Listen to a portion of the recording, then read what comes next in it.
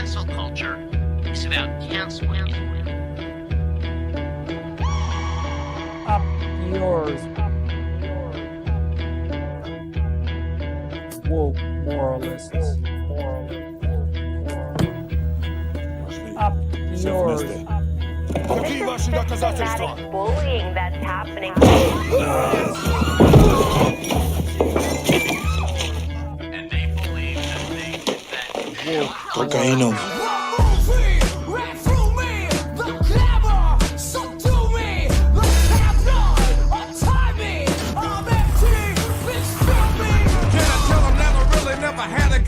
But it's the wax that the Terminator X spun. Now they got me in a cell cause my records ain't sell. Cause a brother like me said, well, born like this, it's born like this, immaculate conception. I transform like this, perform like this, which yells you a new weapon. I don't contemplate, I meditate, then off your head. This that puts against the bed. This that I got realness, I just push, cause it's in my DNA. I got millions, I got riches building in my DNA. I got gunk, I got evil that rot inside my DNA.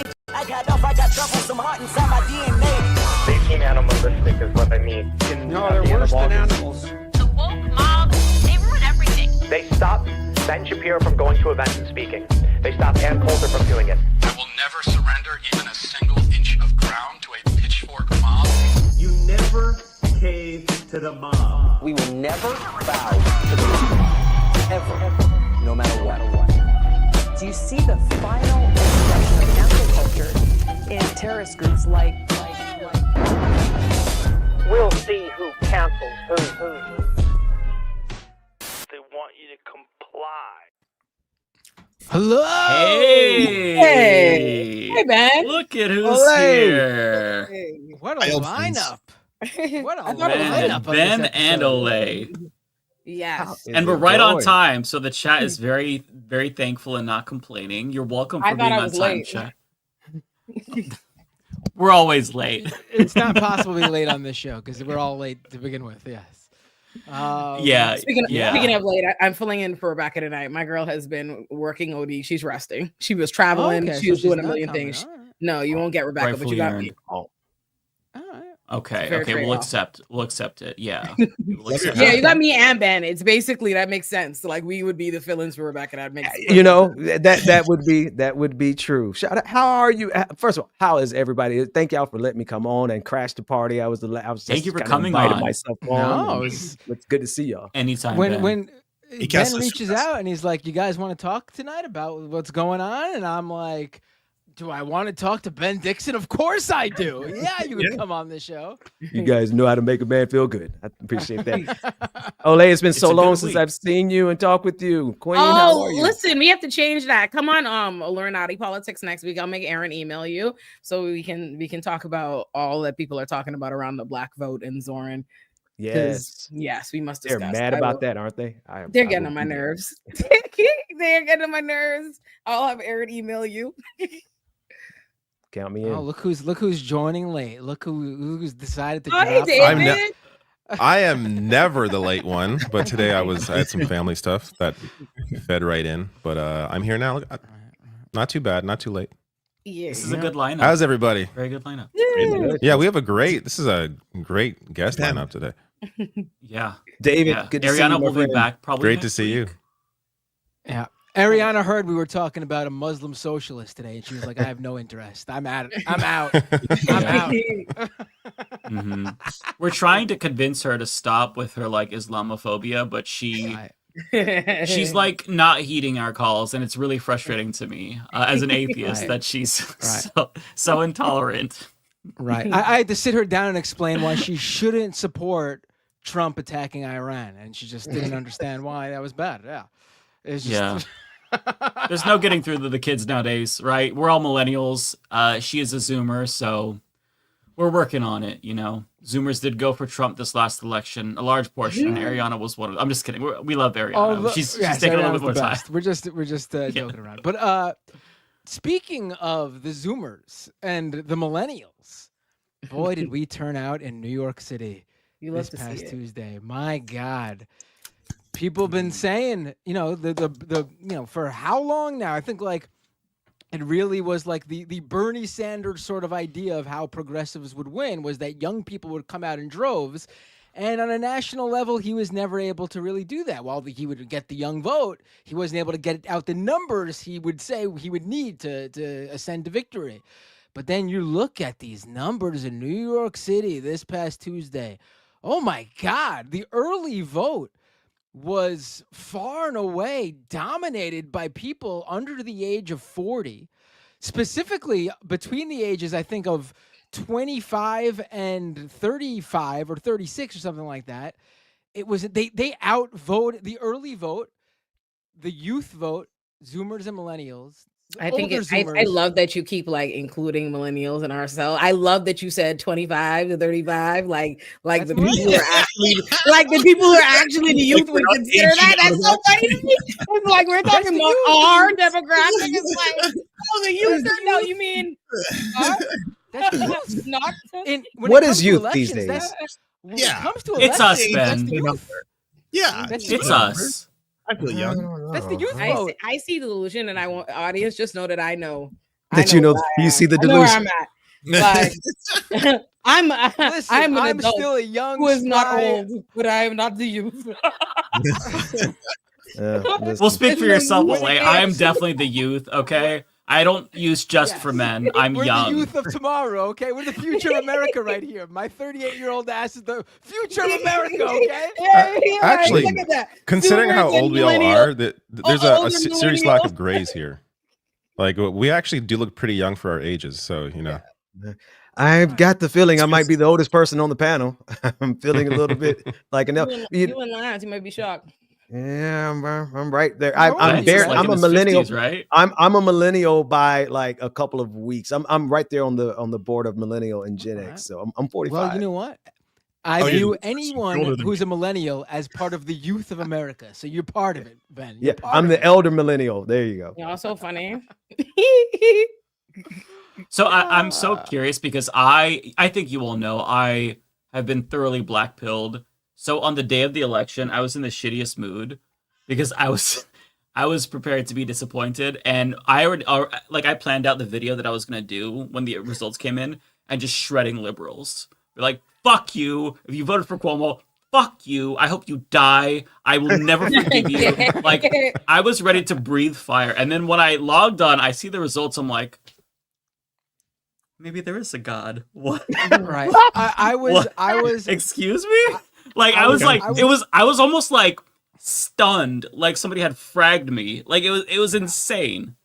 I was cautiously optimistic, but I would say about an hour before the results, the polls closed, I was thinking to myself, like, you know what? This if I don't know if I could take another L. If we lose today, I think I'm checking out for a bit. I don't know if I could continue. I already took it before we got the win.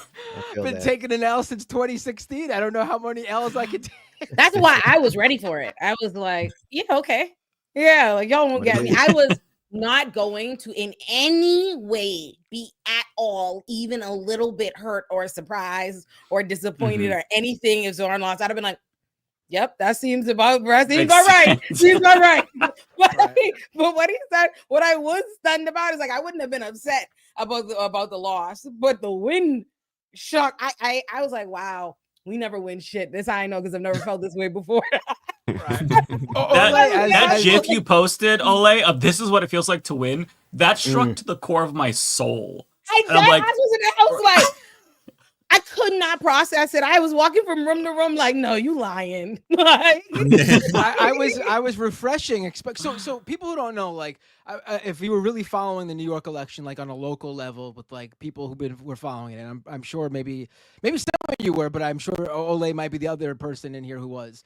Like, I knew where to check what areas, because I was looking at the district by district map as the results were coming in. And I knew where to look to sort of get an idea of how it was going. And I will say, like, when the early votes dropped first and Zoran was in the lead, I was like, okay. Because I was seeing some local analysts who I trusted say, like, a good result would put Zoran 10% in the lead just from the early votes, because that's going to be overwhelmingly for Zoran. I believe when the early votes dropped, he was 9.1% in the lead. So I was like, oh, that's not that 10%, but let's see.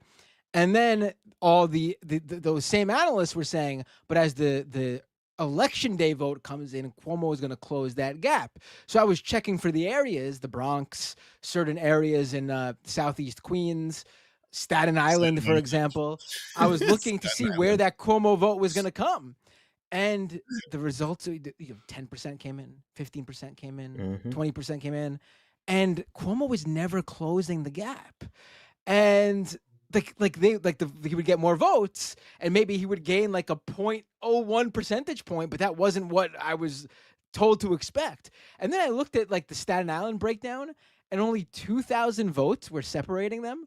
And I'm like, holy shit, he's going to do it. This is it. He's going to pull it off. And then the internet became the happiest place since like Henry Kissinger died for like 24 hours.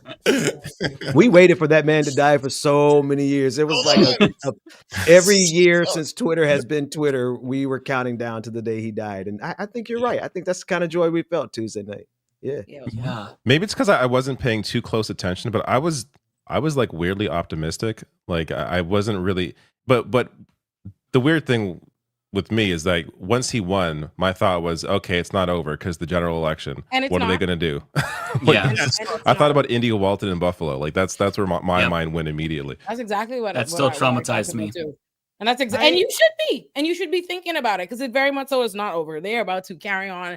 You see, Eric Adams has pretty much launched him a little Republic. He's running as a hard Republican basically now. He might as well go fucking take Sliwa out and snuff him. Like, but he's all on Fox News, Newsmax all day. Like he's gonna run a Republican campaign. There's still like the jury's still like what's his name? Cuomo hasn't like withdrawn from the race. It doesn't seem like he's going to. Whether or not he's running this campaign, is to be seen. But I am prepared for them to run the most racist, divisive, inflammatory, xenophobic, nut ass stuff. So it's very important. I think, yes, he this is amazing that he won this primary. Absolutely fucking amazing. But it does not count those other people out. And we have to take into consideration all the absolute racists, Republicans, liberals, all the folk or whatever who are very like, and I see them. They're coming out with bullshit. The narratives have started overnight on what they're saying. Like they're suddenly popping up on my comments like, oh, well, Zoran's avoiding black outlets and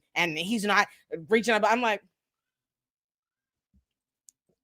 me. And so first of all, Exactly. It was on my black platform, a bunch of other black platforms, like a shit ton other. And it's interesting seeing people try to attribute right now, like try to use the fact that Cuomo had such a high vote of black people in New York as an attack on Zoran, as if to suggest that he's anti-black. It's funny, they're playing into just general racism, being like, oh, Asian people, Indian people are racist, don't like black people, and so therefore we're going to just say that this man is racist.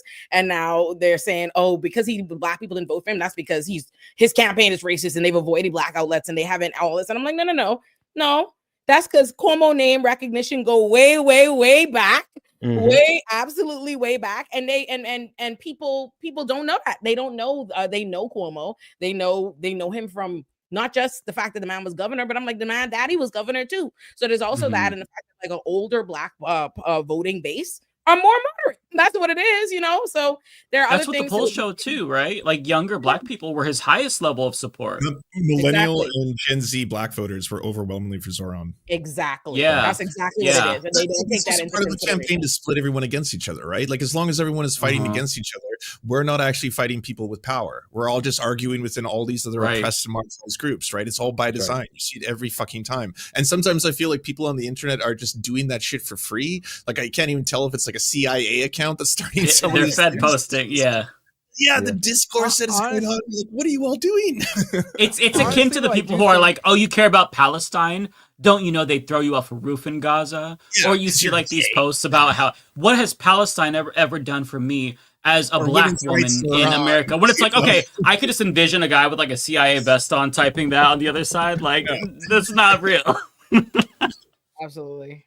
You mentioned India, Walton. And it's already shaping up to be exactly that, right? Governor Hochul, she refused to endorse India Walton in Buffalo, right? And today, Governor Hochul has so far refused to endorse Zoran, right? And then you had Byron Brown in Buffalo, Right. Well, So independent. he ran as an independent and he got the Republicans to support him. And this is literally what Eric Adams is doing. And so, one of the things, and I appreciate you all letting me come on, one of the things I wanted to share was I think the strategy has to be very vocal and very direct right now and tell the Democratic establishment, whatever you do to Zoran in this general election, we're going to do to you in every election going forward. Because what is the point?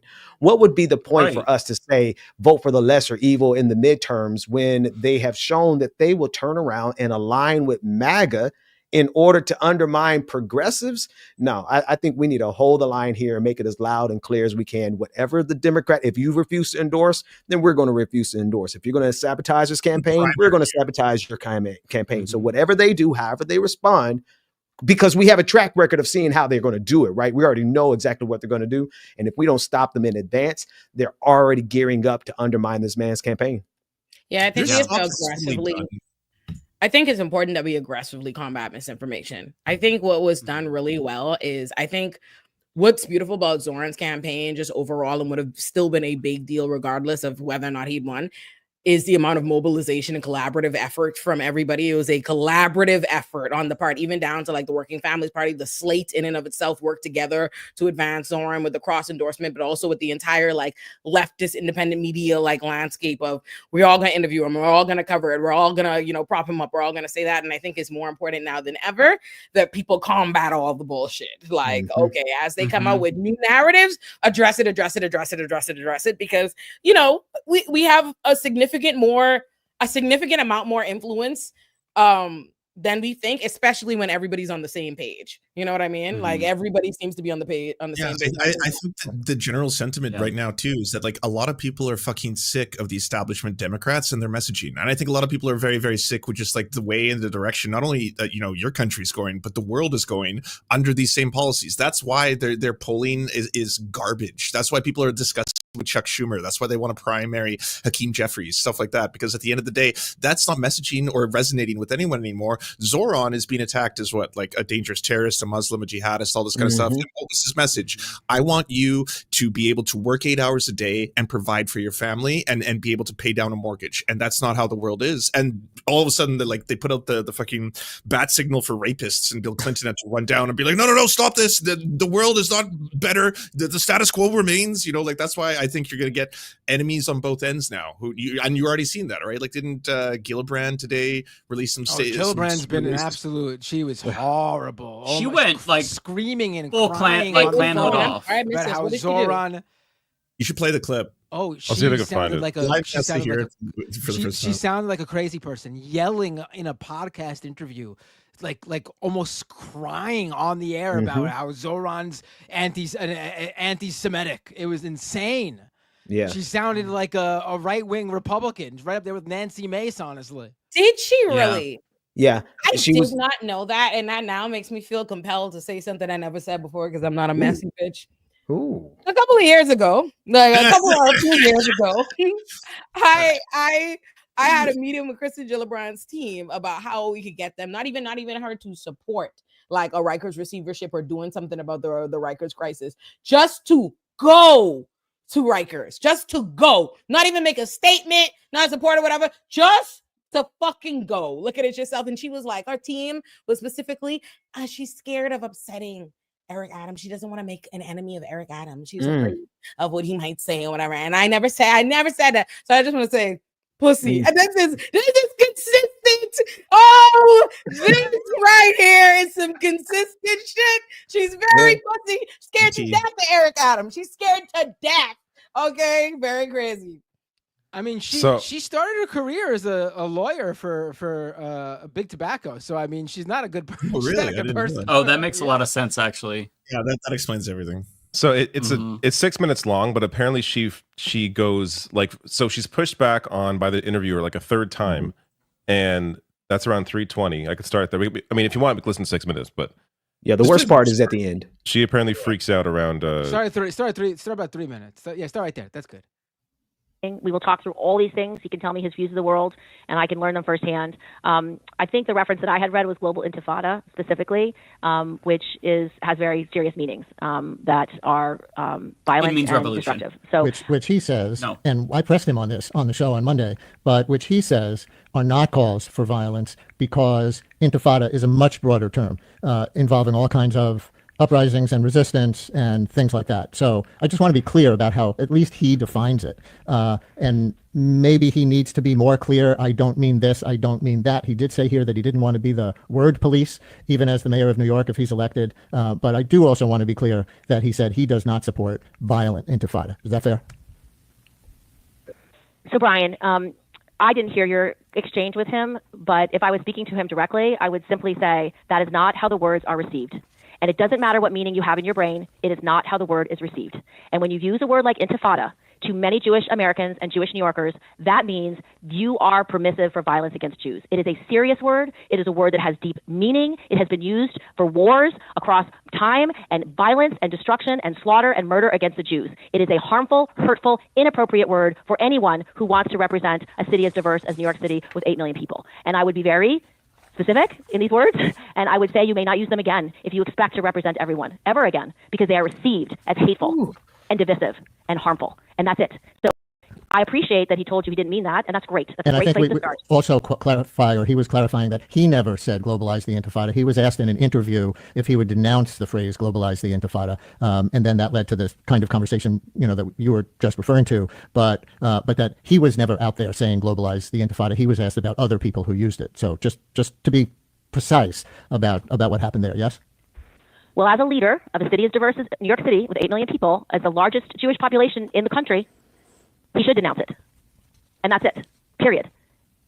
And you can't celebrate it, you can't value it, you can't lift it up. And that is the challenge that Jewish New Yorkers have had, certainly since October Jewish. I mean, what she's actually saying is, there are this many Jewish people in the city, so you can't say this, because it's like, if you were actually talking about diversity, you would be referring to the large brown and Muslim population that's also there. But no, They you're don't care about specifically that, like, exactly. It's like, ma'am, Yeah. please go learn the word of what diversity means and stop talking fuck. I've been sort of looking at it this way, like every single thing that anyone says to show solidarity with the Palestinian people, whether it's and she brings it up. I think she could. Let's continue listening, and then I'll say what I was going to say. It's October 7th. It is exactly what they have felt. It is why Jewish students in our universities have felt unsafe. It is why Jewish students have felt that their schools did not have their backs and cared about them or their learning, because the people doing these protests use words that have meanings that are far more violent and horrific than they may have intended.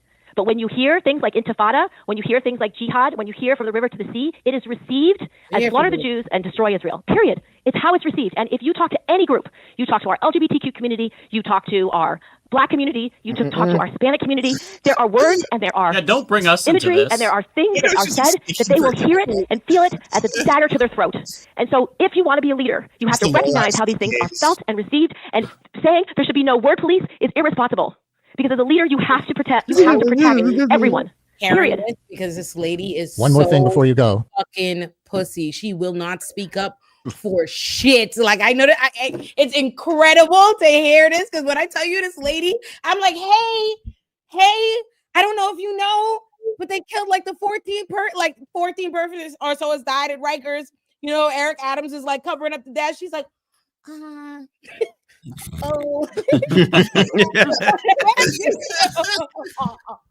And then she tries to bring in black. Kirsten, please don't ever put black folks' name in your mouth ever again. What I love is that she brings up she's got to bring up Intifada. She brings up jihad. She brings up from the river to the sea. And I love how anything that is said to support Palestinian people is somehow going to be anti-Semitic. I saw people trying to turn the keffiyeh into a violent symbol, even though it's the most the whole time they've been doing that. Palestinian Tins of watermelons. Yeah, right. Watermelon. The watermelon. But these politicians, whenever they're asked about, is Israel going too far, or Israel just attacked this, or the Gaza, or Lebanon, or Iran, the phrase they always drop is Israel has a right to defend itself. Yeah. Right. How is that not seen as a phrase that hurts the Arab community or the Muslim community? That every time Israel drops a missile on their communities, immediately all these politicians come out and go, Israel has a right to defend itself. You know what? When I hear that phrase, the first thing I think of is how painful that must be for people to hear that. Racist. If they have family in Gaza or the West Bank or in Beirut or Tehran, it's ridiculous. Especially when it's used to justify bombing hospitals, refugee camps, putting bullets in the heads of children, putting bullets in the heads of people trying to get food and flour, right? All they're doing is trying to feed their starving children. And they say, oh, we have a right to defend ourselves. And then they kill 100 people in a single day, right? And so I agree with you. If the word global intifada is offensive, then Israel defending itself, that phrase has to now be offensive because of what they've used it to accomplish. Yeah. Yeah. Absolutely. She was like freaking out. And this is post him winning the election. Like this wasn't like the warning signs and hope that he loses and he's just another, primary candidate knocked down. This guy is the Democratic candidate, the official Democratic candidate for mayor of New York City. And she's freaking out like she's talking about a fucking neo-Nazi running for office with the GOP. It's insanity. Well, if you want to give her a call, I love that. Oh, her website is actually, it's not coming up right now. So maybe people are trying to figure out. Hang on, let me see. She's always been also so crazy because it's just an sketchy. executive decision to be against him, and that's all it is. It's nothing but performance theater. Because if she wanted to speak to him, if she had any interest on knowing, and she literally just could. I know this. I've spoken to him. Like she could just go talk to him, like go have any of her concerns quelled, but she has no interest in this because all of this is just performance theater. She's on a particular side. She's in a particular camp, and anything they can do now to disparage him and make it come off genuine or whatever, that's what they're gonna do. And and it's funny to hear these people like acting more hysterical about the man who wants to give free buses. It's like, oh my God, free buses, grocery stores. He's at a food desert. They're hollering. Meanwhile, we've got like an orange, like a fucking tangerine in the middle of an authoritarian regime. And they're like, don't call him fascist. I haven't even heard Gillibrand about Trump. Has she come out like talking about Trump like this? Has she been she is out of breath speaking about Trump? She has disappeared ever since her 2020 election campaign for president went down in flames. She didn't even show up for her own her motherhood bill. I remember that she was a staunch advocate for on the campaign trail, and then she dropped out, and it actually went to a vote, and she didn't even show up for her own pet issue when it came up to a vote in the Senate. She has been completely delinquent for years now, and she's lucky that she ran unopposed. Her primary election was unopposed last election season because she's not up again until 2030. Damn. So her website actually is working.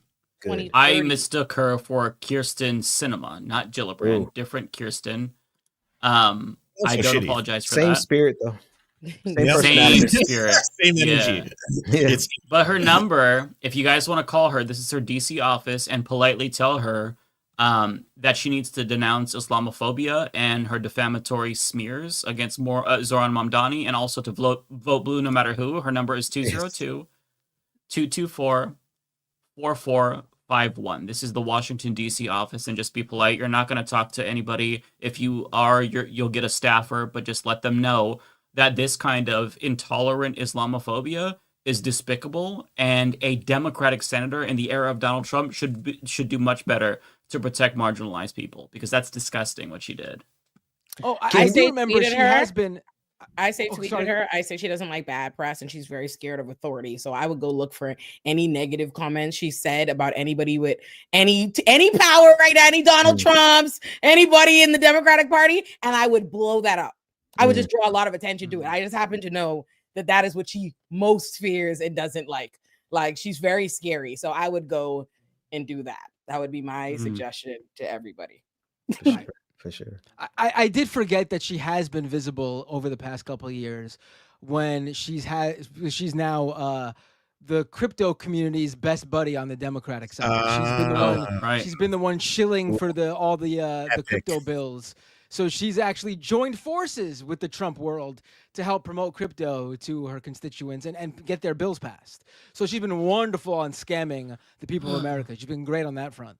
It's wild. The Like way that once things are Cinema going- and Manchin left, like they were replaced immediately by like Fetterman Yeah. and Gillibrand. Like it's just like Rotating can't get rid villains of just these waiting people. in the wind. Rotating villains, absolutely. Yeah, absolutely. you know what's crazy is with the way things are going, Andy Ogles just he introduced a resolution to denaturalize Zoran Mamdani, strip him of his citizenship, deport him. On top of that, you have some Republicans calling on Trump to invoke the Communist something act. It's supposed to stop communists from taking office. It's a Communist Control Act of 1954. Completely unconstitutional. It'd get struck down immediately. Democrats would support that. Like with the way it's going, some Yes. Democrats would absolutely get on board. They would vote to denaturalize him. This is how they're letting their freak flags fly. They don't care. Like this is their moment where the ship is sinking and they're going to throw everything against the wall to see what sticks. They don't care. Racism, xenophobia, Islamophobia, they don't care. And can we contextualize it for like what he really is, what Zoran really is? When he's a democratic socialist. And I love DSA. I was a member briefly there. But can we all just kind of be realistic? They're not really too far from FDR. They're like right in line. They're not communists. They're not. But I mean, even on the international stage, what DSA really is center left. Maybe just a little bit left of center left, right? And so it's not his politics. It's not what he actually advocates for. It's the fact that what he advocates for is going to help the working class. Then number two, he's brown, right? He's and most of all, he's Muslim. And I think that we're going to have to really take a real clear stand here and do what they do. The people who are opposing him are just pure Islamophobic. They have no justification because his policies are going to help most of New York more than anybody else's policies. So what they're standing on is the fear of anything that helps the working class. And then they're standing on Islamophobia. And if they're Democrats doing that, then that's all the more reason. Like, let's let that party burn to the ashes and see what happens. He's also specifically that he's an immigrant. In New York City, people downplay just how many immigrants are in New York City and how many the majority households, and this was something Brad Lander pointed out along the campaign trail. The majority of households in New York City are mixed status households. Immigrants are in most households in New York City. And we are currently experiencing a mayor who spent his entire term criminalizing immigrants, stoking this migrant crisis, turning everybody against immigrants, and then fundamentally selling out immigrants to Trump, like just completely doing away with this. It's supposed to be a sanctuary city, having ICE running wild, doing what they want. So it's also the fact that Zoran Mamdani would be an immigrant who's actively going to look out and protect the interests of immigrants at a time when the country is it's a war on immigrants. That's what it is. We are living through a war on immigrants. And so that's what I think that is also fundamental to it. Like him being brown, him being a Muslim, but also that he is an immigrant. Yeah. Right. Agreed. I mean, they smeared Obama back in the day as for being a Muslim who was really actually born in Africa, and they were wrong on that. Not that it made the attacks okay, but it was just inaccurate. And now they found a guy who actually is a Muslim who was born in Africa, and they're going full throttle attacking him. Yeah.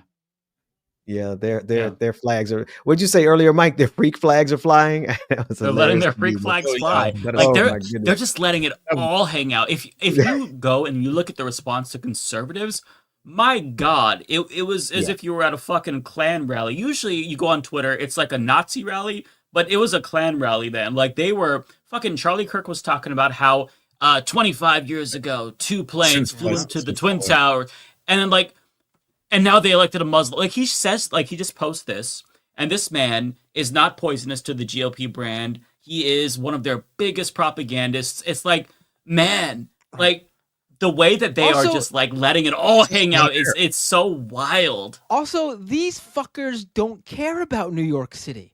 No. Why all of a sudden they shit They shit on New York all the time. They should want Mamdani there if they hate the city so much and they really hate him. Because that is it. They need a mayor that is in line with the Eric Adams has been their biggest advocate for presenting New York City as Gotham to the rest of the country. He has been actively using, they always use New York City. New York City is supposed to be this shining example of this blue, dangerous, liberal city where all these different, immigrants, minorities, XYZ, whatever. And then they had them a mayor that actively was in their corner like, yep, we need stop and frisk all those black community criminals. We need great, don't tell nobody about it. Oh, immigrants call ICE. They love that. I don't want no fucking mayor who won't who's not friends with the Post. God forbid they have a mayor that's not feeding the New York Post the headlines about the city. I think that's part of it, but I think there's another thing that's part of it. They're afraid of him being successful because this is a democratic socialist, a left-wing progressive who is in a position now not to detract from AOC. It's super important that progressives get into federal office, but AOC alone by herself can't enact anything as a single member of Congress. As mayor, Zoran Mamdani can actually enact specific parts of his policy just as mayor. He doesn't need anybody else. And they are terrified of that. They are terrified of Zoran Mamdani showing up on day one and freezing the rent for the millions of New Yorkers, including myself, who live in a rent-stabilized apartment, because he can do that. Bill de Blasio did it. And when Zoran Mamdani does it and immediately delivers on one of his promises, it's going to be hell for them because he is going to be so extremely popular from day one. Yeah, I'm thinking about all the forces that are conspiring against them, right? So you have just pure capitalism, right? That is mounting up against them, and then you have Zionism that's mounting up against them. Then you have all of the anti-immigrant communities that are mounting up against them. Then you have the Democratic establishment who's going to mount up against them, even if it's kind of just by not endorsing, right? By what they won't do, and you have all of these categories building up against them, and then here we are, really.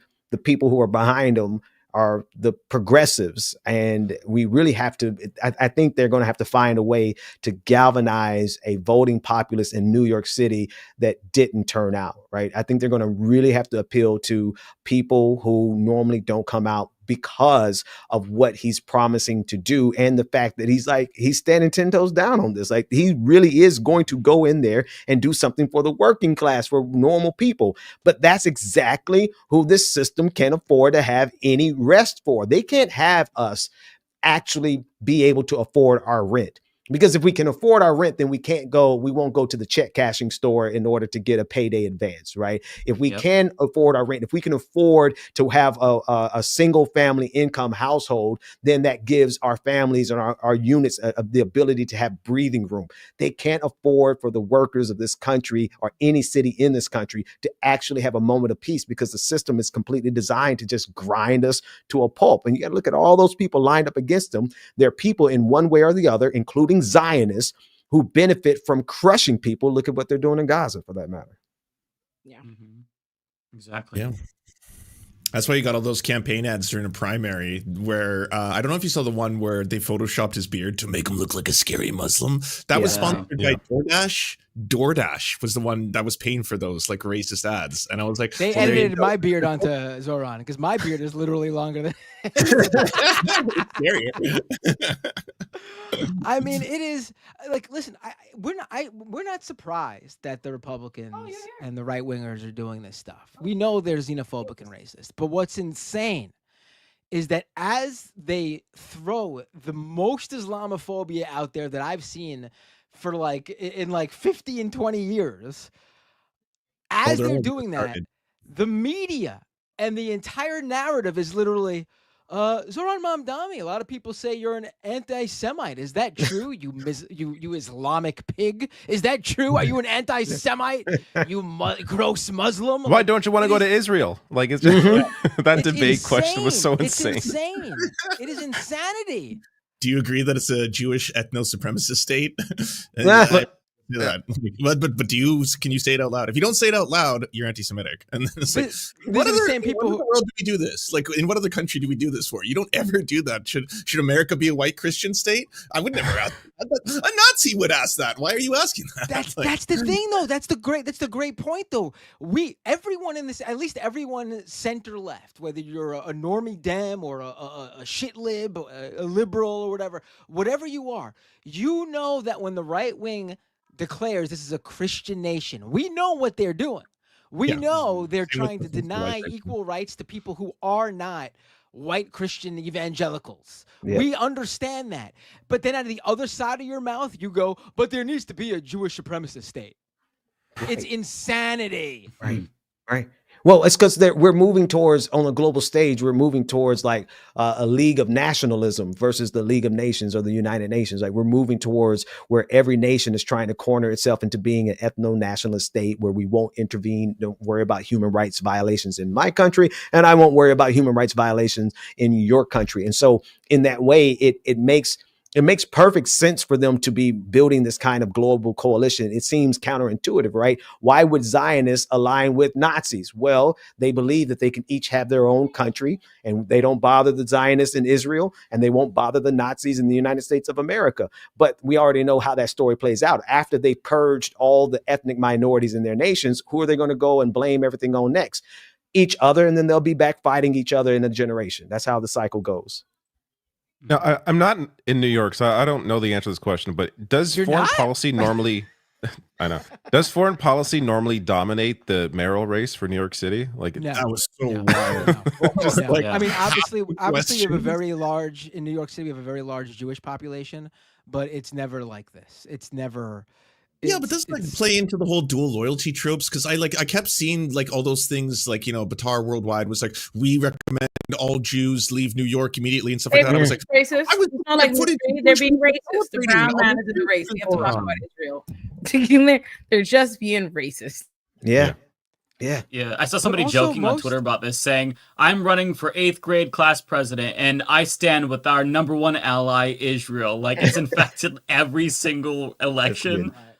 Because, I mean, that's where a lot of the money is. Like, if you go back to the race in 2022, 2021 with Nina Turner, there was a poll that came out that showed Nina 35 points ahead of Chantel Brown. Right after that, Chantel Brown went to her website, and they have these red boxes that you can communicate to super PACs with. You're not directly communicating, but they know that that's what they should pick up. And it was just quotes about her loyalty to Israel and how she stands with Israel. As soon as that happened, money flooded into that race, washed it all away. Like, Nina Turner's lead completely evaporated, and she lost. That is how you win elections: is you pledge fealty to Israel, and then you get the funding. That's what sad happened. That's what it's come to.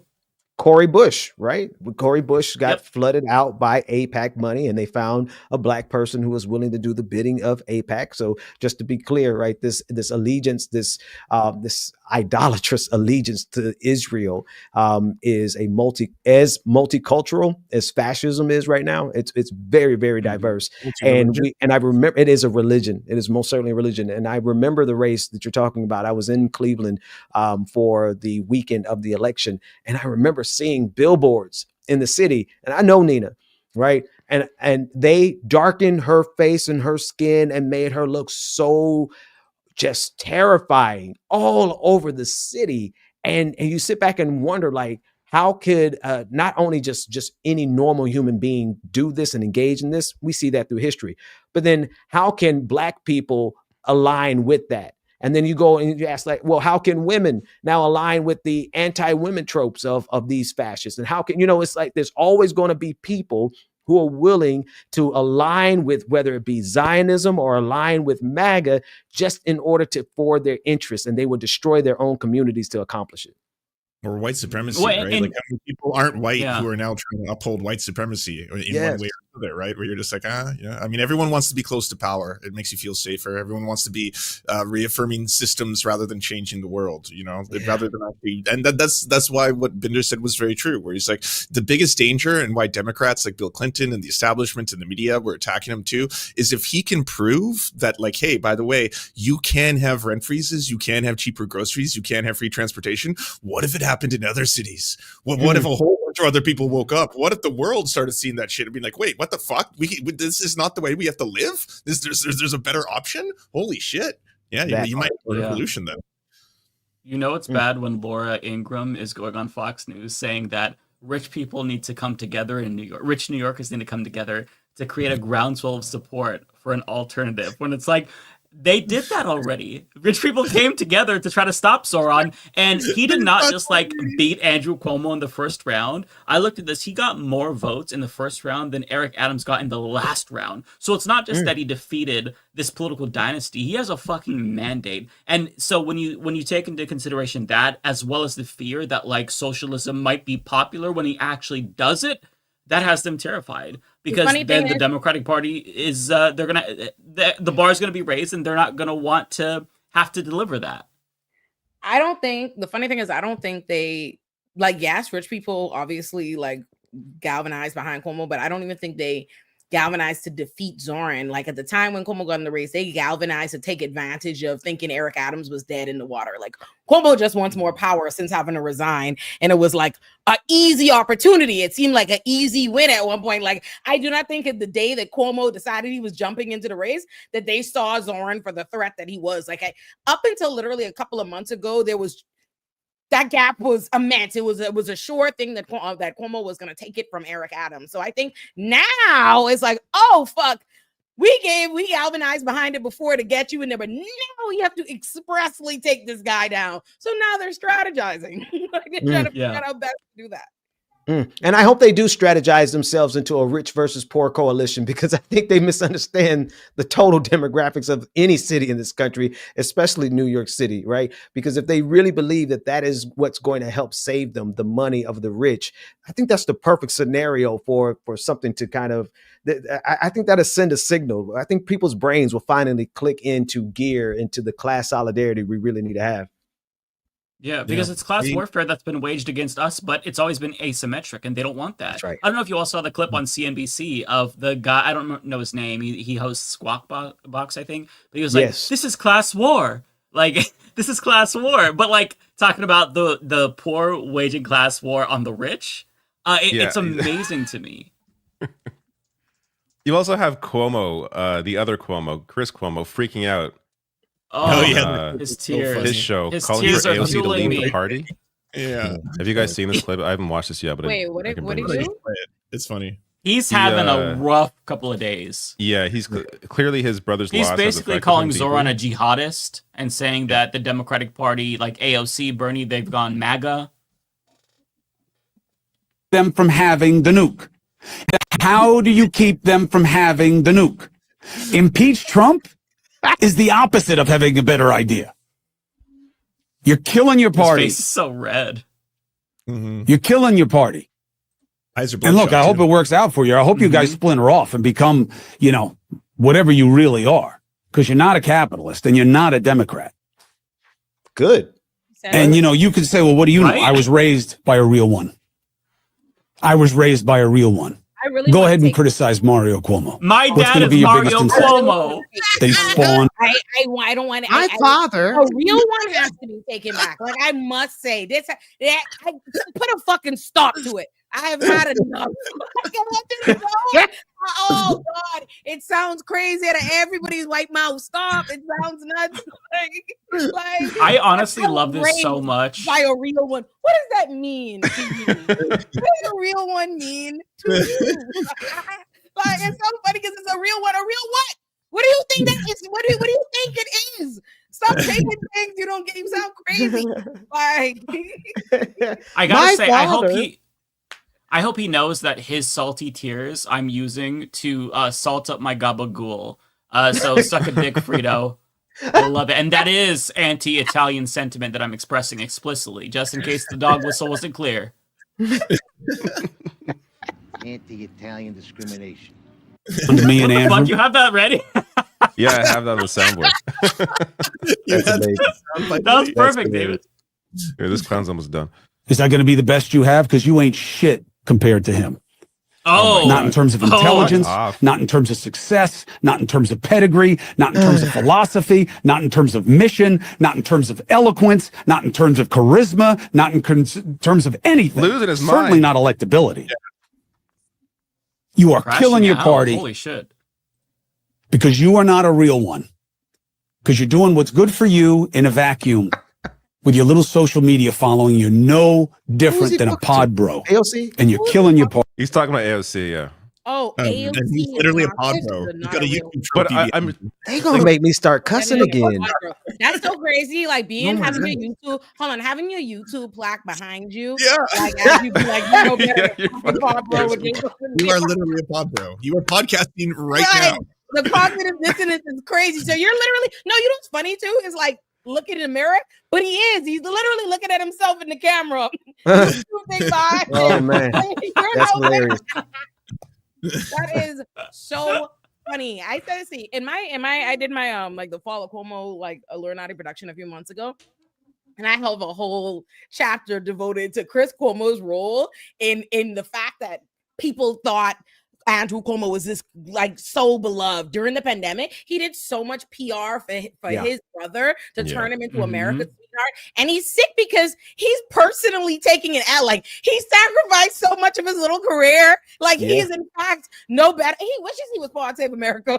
He's no better than the pod bros and stuff because of what he has done to his career, running cover for his daddy. Because I'm telling you, the Cuomo PR train goes so crazy. Why did he get fired again from CNN? He got fired because he was out here using his show as PR for his brother, and he was sitting in on meetings with his brother's team, helping how to like spin and navigate the fallout from sexually harassing 13 women. He was unethical. He got fired for being unethical as fuck. Cover-upper. Got it. Is my mic quiet? Someone's on my mic quiet? Is it? No, you're good. No. Oh, okay. No, you sound fine. I will say I feel proud of all of us that this man who has a last name, part of a political dynasty, was part of CNN, cannot get more views on his YouTube than any of us. So, and we don't have parents with last name of Cuomo. Self-made over here. Wait, how many views that does it have? motherfucker is still struggling. Well, if you look at his News Nation, it has like 20K, 40K. And all of the comments, every comment is shitting on him on News Nation, by the way. So nobody likes him. He's down there with me. What are we talking about here? He's washed. So shortly after my Eric Adams interview, he invited me to like go on there with some nut. And I was like, oh, this is a setup if I've ever seen one. Like the amount of I'm telling you, after that Eric Adams interview, the amount of like right-wing people who were just plotting on me, like, oh, invite her on this network. She's gonna come because no, you're a fucking liar. Ruin my moment because you want to set me up? No fucking way. Let me go see these numbers. Yeah, I'm looking at this YouTube channel. Let me see. Oh man. Oh, I love that he's down there with the first video that plays. He says, "My brother Andrew." My God, he's like Meghan McCain. My father. My father. My father. My father. Meghan. Oh, shut the fuck up. Talk numbers? Meghan McCain's numbers are non-existent. He's got. Are they really? She has a channel? That's I didn't even know she was on YouTube. People, go check out her YouTube numbers. I stumbled upon this in my research. I don't know if y'all saw. Did y'all see Robbie from Rising? Robbie from Rising created. She has 10K subs. But the subs she had 10,000 views. She checked the numbers; they're in the hundreds, like 100 views. God, you're not kidding. Oh yeah, I'm a real research hater. And listen, wait, someone pull it up. Someone pull it. I want to see these. Pull it up. She gets like it's like 2K views and some 1K views. Some have 30, but most are like 1K, 2K. I'm trying to give y'all tea. God, she's almost pulling TYT numbers. My God. Telling y'all, Robbie from Rising started a show that is on this two-way network. That you said a two-way right there. If you go to their YouTube, like that's Meghan McCain's thing, and she's I think essentially like producing a show for Robbie from Rising, Nina Turner, Batia, and some other right-wing person or whatever, and they have some shitty. I love Nina, bless her heart. But anyway, the show is on that two-way app, and that's how I found it. Like, oh, this is Meghan McCain's. And then I went over to Meghan McCain's thing, and I was like, oh. So I just look into that. Do with that information which y'all may. I love that. Her name, Comes out every Thursday. The name I of love her that. show is Citizen McCain with Meghan McCain. It has McCain twice. Just so you know, my father is John McCain. Just in case you didn't know, I am the result of his cum. So I need you to know again, John McCain's daughter. FYI, Yeah, it should be in brackets after Meghan McCain. Citizen McCain with Meghan McCain in brackets. John McCain's daughter. Yes. Oh, goodness. Isn't there's like a 3-minute compilation of her saying my father, my father, my father, my father, my Yes. father, Oh, my yeah, I father, used like that a over and couple over times. again. She blocked me Yeah. over that one. Yeah, she blocked me on Twitter. I never She interacted with blocked her, but I me did a as video on her. well. and she- Oh, must have goodness. seen I it. love it. We're all But, blocked by her. It's just like a I'm not reaction blocked. channel, I I've never had guess. a I don't reason know. to what like she think of like speak to Meghan McCain. I never said nothing to her about her, but I did stumble. Oh, on she these has the numbers. lesbian. Oh, she has the lesbian from TikTok. No, the liberal lesbian. Why are you giving Meghan McCain your insight, lesbian The lady? liberal Stop. lesbian. Oh my god. What are you talking Again, about? y'all should. I encourage y'all Tiny to go desk look at news. the lineup of Nina Turner and Robbie's new show. Give that some time. I don't want to. That sounds like it'll Yeah. depress me. I think love you Nina. should. I'm gonna check it out. Now I have to. I have to Yeah. check it out now. Great. When Ole says it and then she says it like that with that look, it's like I'm in for something that's a real treat, I bet. I'm sorry. This is a very funny video. Sneak peek: Meghan McCain tells Usha Vance, the second lady, whatever you call that, she's pregnant with baby number 3. Can you imagine being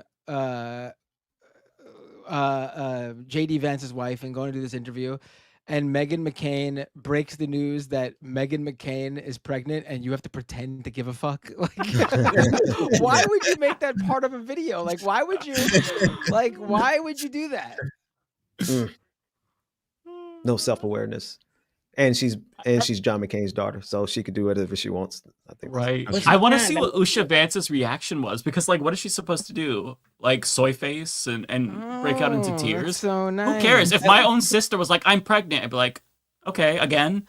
Like, why would you care about somebody else's kid? That's so weird. Oh my God, these people are so narcissistic. Holy shit. Well, I mean, you should probably care about your sister. No, it's time to stop. I'll love the baby when it's out. I'm a great uncle. I'm the best uncle, the Time funnest to uncle. stop. How But, you saying this on air with me? Number 3. What are you talking about? What I missed? What is this an inside joke? What? I'm going to stop before I piss off my own family. The shit I say that gets How many relayed back kids to does my your family sister on have? air is not okay. How many kids does your sister have? My sister one has. I'm not gonna. I'm not gonna go. I'm gonna stop. Way to catch I'm gonna yourself. stop on that. Way to save yourself there, Mike. That was a Yeah, good save. yeah. I'm not gonna say which sister or like family, just in general. Let's just say like my family has 1,000 kids. Like I am the That's uncle nice, of that's 28 good. nieces and nephews. So That's beautiful. I do like with that. that Oh my what you God. want. 28? Like 20, I'm maybe it's confused. What am 26. I don't remember. I lost Does your count. sister have like an obscene amount of children? What is the inside joke? No, here? I have no, just that's like a lot of brothers and sisters. Collectively, there's a lot of children. You have a lot of but brothers and also, it's more because their children are older. So I have great nieces and nephews now as well. So it's just a very big family. How many siblings do you have, Mike? And how Holy old are shit. they? I Just have spell it 4. out I have for me. I have 4 siblings. Yeah, And they're what- all and how much old older is than the me. oldest one? I'm the How I'm old is the the oldest I'm the one? youngest. Yeah, the oldest one is like 50 something. I don't know how old. Crazy. Oh my God. Yeah. I didn't know know that. this. Wow. Wait a minute. I said, Yeah. oh wow, like I'm not close to 50. Wow. Oh boy. Okay. So you I have had to remind you myself have, how old.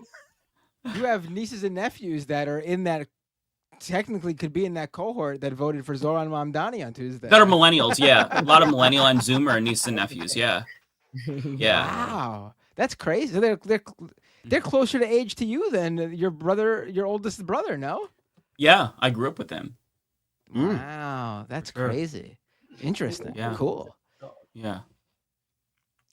Have you guys seen this Kathy Hochul Enough about interview me. where she's? Yeah. Here, I can haven't put- even play it. I'd like to see it. Make me laugh. That's the one. Yep. Oh no! I'm just realizing Meghan McCain is talking shit. I'm sorry. No, what's she doing? Pause it. Well, Kathy, what Meghan McCain doing? Oh, Okay, this is petty. She's just talking about Michelle Obama's podcast numbers being bad. I know. I seen this weeks ago when she did it because I said, interesting how a bitch with 100 views, 1,000 views is talking shit on somebody with hundreds of thousands of views. I know. I want you to know I did peep and I did comment from my burner informing her of that.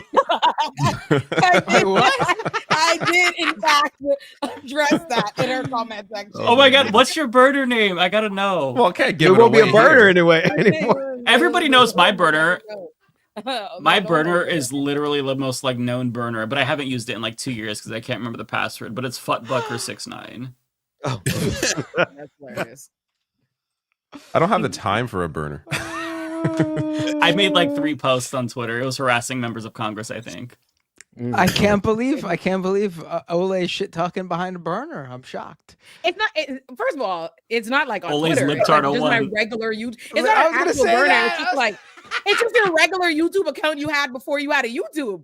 I have like a regular YouTube that's not a Illuminati. You know what I'm saying? That's what I mean. Oh yeah. Yeah. No, I don't have a burner on social media. That just don't make no sense. I talk shit aloud. Ole set up a libtard O2 account. Honestly, the reason why I wouldn't comment from Olurin on her comment section is because I would get her views. Right. I was just not trying to help Oh. her. If I commented on Meghan McCain's comment thing from Olurin and someone you saw it, that would immediately be someone say something, she'd respond, that'd be a whole thing, and she's getting more views and money than you, whatever. But I'm not trying to help her. I'm just trying to hurt her feelings. And not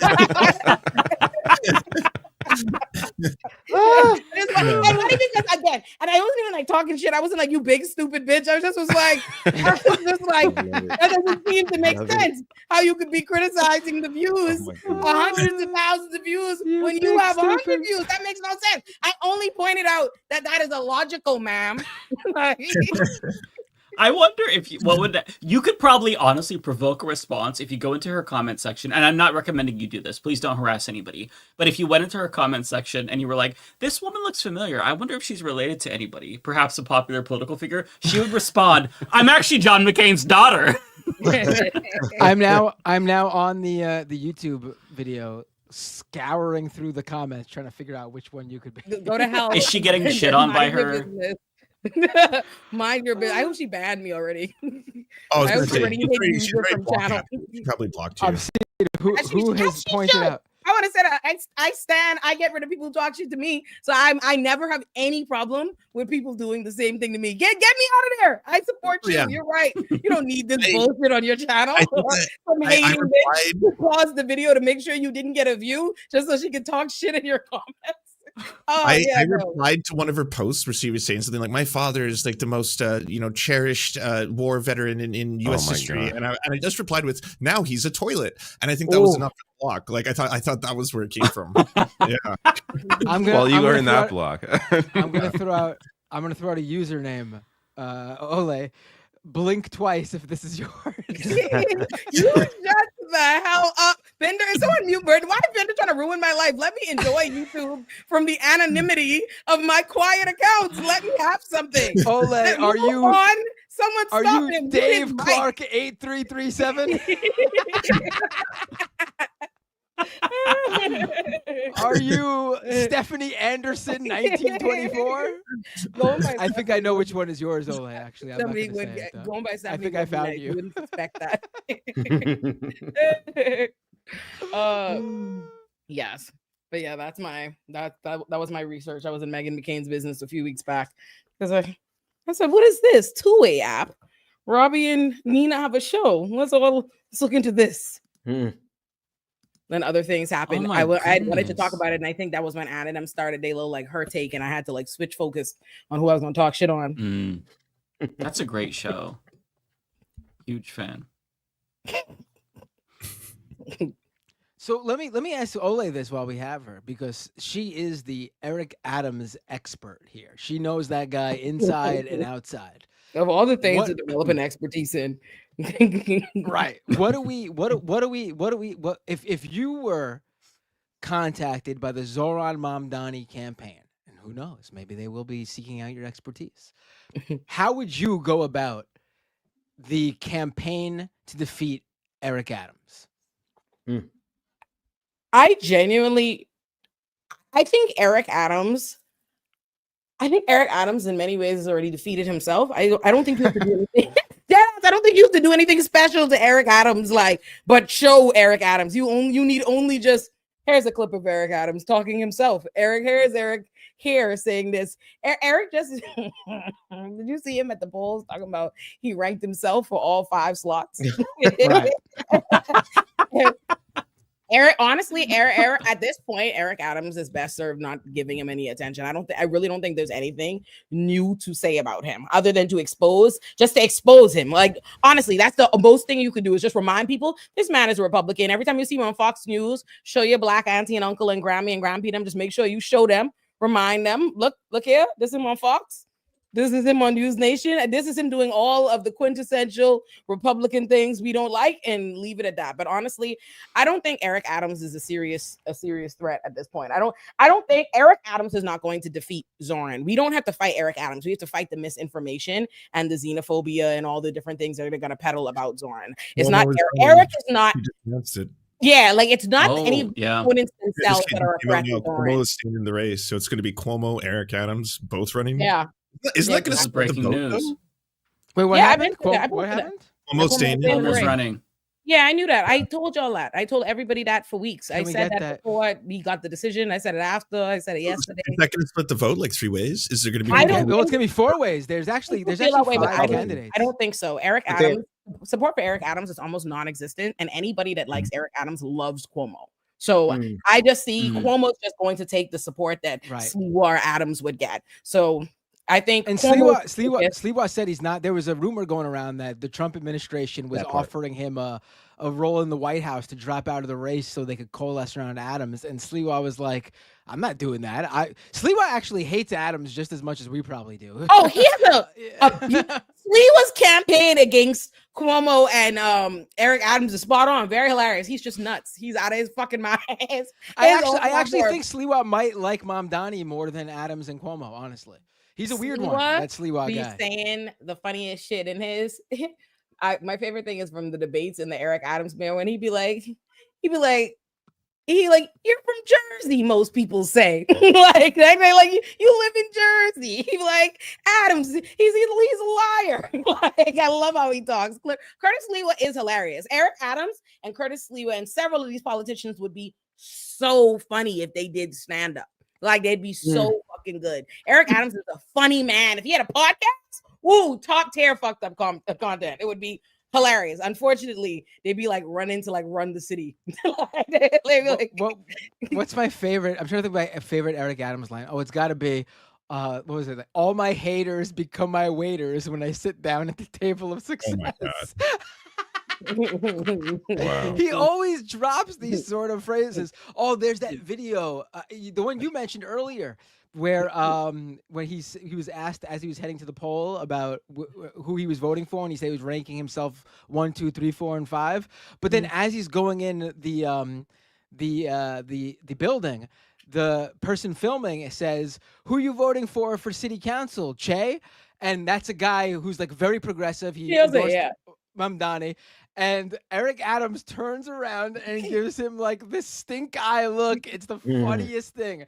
If Eric Adams was not the mayor of New York, it would be so fun to watch this guy. He'd be he's hilarious. He's very funny. Even in my interview with him, when I quoted like the comptroller Brad Lander's like reported, he was like, Brad Lander. He's funny as fuck. How did you keep yourself from laughing, Ole? Because I would have cracked up. He's funny. He's a fucking clown. I don't hate, I be telling people, listen, I don't hate Eric Adams personally. I don't care about that man. I just don't want him to be mayor. I have no personal issue with him. I just don't want him to be mayor. And it's for material reasons. I'm not even somebody, it's not like I would spend my time kicking the mayor's back in willy-nilly. You know what I mean? Like, I wasn't like jumping de Blasio, but I'm like, Eric Adams be killing, like, people get killed. They like be killing people, and Eric Adams be like, cover that up. Cover that up. Eric Adams be like, right quick, you know those them violent NYPD units be disbanded? Send him the 5 punch right now. That's why. That's my problem. If he didn't do shit like that, if it wasn't like, oh, let me actively get like immigrants, homeless people, and black people killed and hemmed up, it would be no problem. Like if he was just doing regular shit, like tear up the budgets, do state regular wicked shit. Eric Adams be like, wouldn't it be nice if some people died? Wouldn't it be nice if we got some people to credit? This is my favorite Eric Adams video. This is hilarious. It's worth watching again because it's just so great. You can look at a jewelry box. A jewelry box of this nature, maybe a simple jewelry box, but if you look through it closely, you don't know what your child may be hiding. For instance, a gun. Look at picture frames and behind them, cameras. Try to determine what's taking place. Behind a picture frame, you can find bullets. You should always, when your child brings in his popular knapsack with many different locations, look through it to see what exactly is your child carrying in addition to a book. Something simple as a crack pipe. Something simple as a baby doll. Could be just a baby doll, but also it could be a place where you can secrete or hide drugs. Run your hands over the tree and see if you feel anything that's unusual. Like a book like this with a button is a perfect invitation to hide something. And I felt something bumpy. I would reach in, see what it is. Just look and see what's inside your bookcases. It could be more than just books. I mean, kudos to the editing too. It's not just the video. Like whoever edited this is. Also, another great video. I just dropped it in the chat. Pull that one up. This is a compilation video, the one I put in. He has a habit of doing this, and it's fantastic. Simple as a crack pipe. That's my favorite line. New York City is. Everyone knows that New York City is the Athens of America. It's the Istanbul of America. It's the Kyiv of America. It's the soul of America. We are the Tel Aviv of America. New York City is the Islamabad of America. The Zagreb of America. We are the Lima of America. New York City is Mexico City of America. This is the Dublin of America, New York City. Everyone knows that. Oh my God. You know what I'm saying? Like, very funny. Amazing. Like if it wasn't tied to like wickedness, if Eric Adams were just incompetent, it'd be one thing. But he's actively fucked up. Malevolent. Yeah. Yeah. He's a wicked dude. Well, very, very, very, very wicked dude. Mm. I don't want to change the subject, but can I show you all a picture of Curtis Lewa without the beret? Oh, I've seen this. Yes. Yeah, I've never seen it. I haven't seen what he looks like without the beret. I only know he's like David, Tim you'll Pool. He probably never takes it off. Isn't that interesting? wild? The tan He's got line. a tan line. Yeah. Wow. Wow, from always having that hat Does on. he go to sleep with that on? My God. Oh my God. Is that not Tim Photoshop? Pool. That's real? He's Boomer Tim Pool. That's crazy. You know what? If that was me, I'd spend that to how hard I'd be working. I'd be in the sun every day campaigning, hat on, touching the people, telling the people what they need to hear. This picture would be proof of just how hard I work. Just how much I'd be out there knocking on doors. It looks like an egg. Yeah, the stench would probably be unbearable. Half poached egg. My goodness. Ladies spend a lot of time at the beach to get a tan line like that. Wearing the beret at the beach. Just working on my tan line, says Curtis Lewa.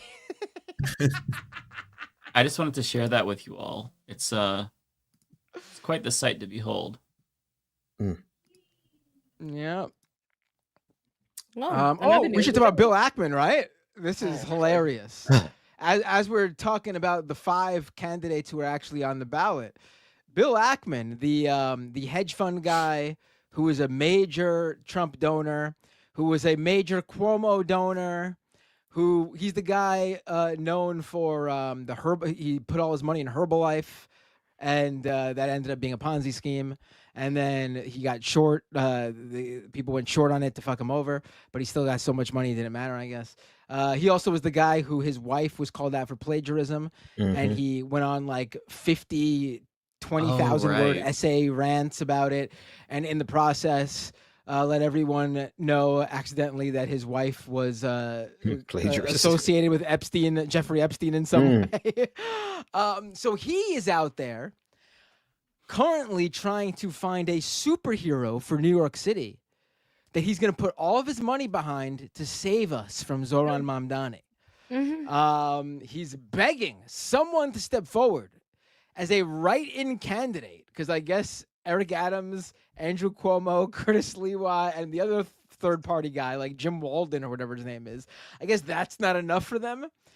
And he's going insane on Twitter, trying to find whoever's going to defeat Zoran Mamdani. It's hilarious. Good. Split the vote even more. Yeah. I like that they're all upset. It's nice. It's nice.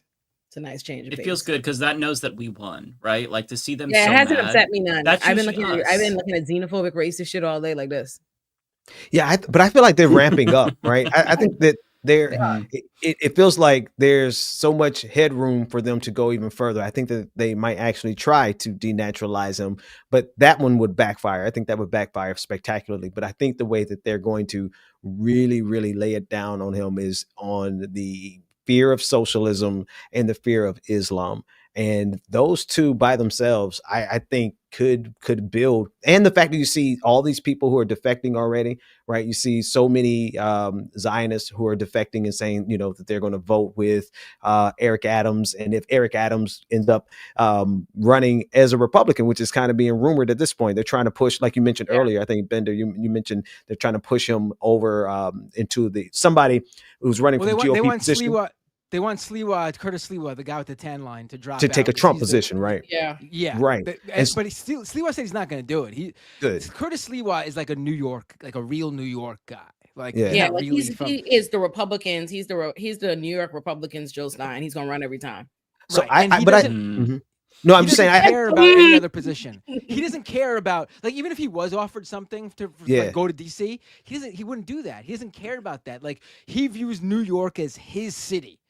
And he thinks he's the guy to become the next mayor. So no one's going to convince him otherwise. So let me ask you all this then. What coalition do you see forming out of all of the different hatreds and bigotries against Zoran? Because it feels like they haven't found out how they're going to coalesce, but it's only going to take a few weeks before we find out how they're going to coalesce into one singular block to oppose him. What do you think that looks like? I don't know, because Cuomo dropping out right away would make it really obvious. But if Cuomo is staying in the race, then that's clearly going to split that vote. Cuomo actually staying in the race might actually be the best case scenario for Zoran. Honestly. Yeah, that's what I was thinking. Yeah, I'll stay right there. And I'll stay right there. I'm watching right now. I'm telling you, by next week, Black liberals, and I see them. I already know. I know who they are. I know the political commentators are going to be fully mobilized on Zoran. Is every problem they have with Bernie. I see them. They're already saying it. I'm telling you, it's starting in the camp is that Zoran has the same problems as Bernie, that he's avoiding Black people, avoiding the Black community, not reaching out to them, yada, yada, yada. I'm telling you, don't sleep on it. They love Cuomo. They are just, they're taking the weekend to lick their wounds. Next week, they will activate. Wouldn't there be enough votes though? Wouldn't that split that vote? Eric Adams speaks to that same constituency. I can't tell you, Black people that like Eric Adams love Cuomo. I know this. I have those parents. Oh, I believe you. I have Cuomo sexuals, like my mommy and them, like auntie them, they love him. I'm telling you, that's how they feel. They feel strongly. You just say they're Cuomo sexual. That was what. No, that was. It was remember that? Remember that? I promise you, I had it in my Cuomo production. And when I would try to tell my mommy about Cuomo, she said, "Don't talk to me about my fucking boy." That's what she said. My fucking boy. Don't talk about my boy. Doesn't she watch All of Us? No. So then, how because if the strategy and the narrative isn't difficult to come up with to help Zoran overcome that. What's difficult is the media and getting enough traction to actually get that narrative out there. That's what I'm saying. Everybody got to join the campaign trail. To me, the best bet is for everybody, all of the leftists, commentators, creators, whatever, to move like they are on the Zoran campaign trail. Yeah. We need to be just constantly combating misinformation, because I don't think it's not that crazy. It's just that people don't know any better. They don't know these politicians, even though our feeds might look like this is all everybody talking about or whatever. That is not everybody's feeds. Literally, I just told my CJ daddy a couple days ago. I had to tell him the morning of. He was like, "When in doubt, he was like, oh, what's going on, baby girl, with the election? When in doubt, rank Cuomo, right?" I was like, no, they don't. And once I said, he was like, oh. I didn't know that. Won't do that, but they need to hear it. So I think we just need to be actively making it our mission to address it, not just once I support Zoran and then don't talk about it no more. We have to like address all of the misinformation, and I think we just need to do what we've been doing. I think the left has done really good at that. Like, but what won't Zoran? I mean, obviously, but won't there be a lot of people, especially the people you're talking about, the Cuomo fans in certain communities?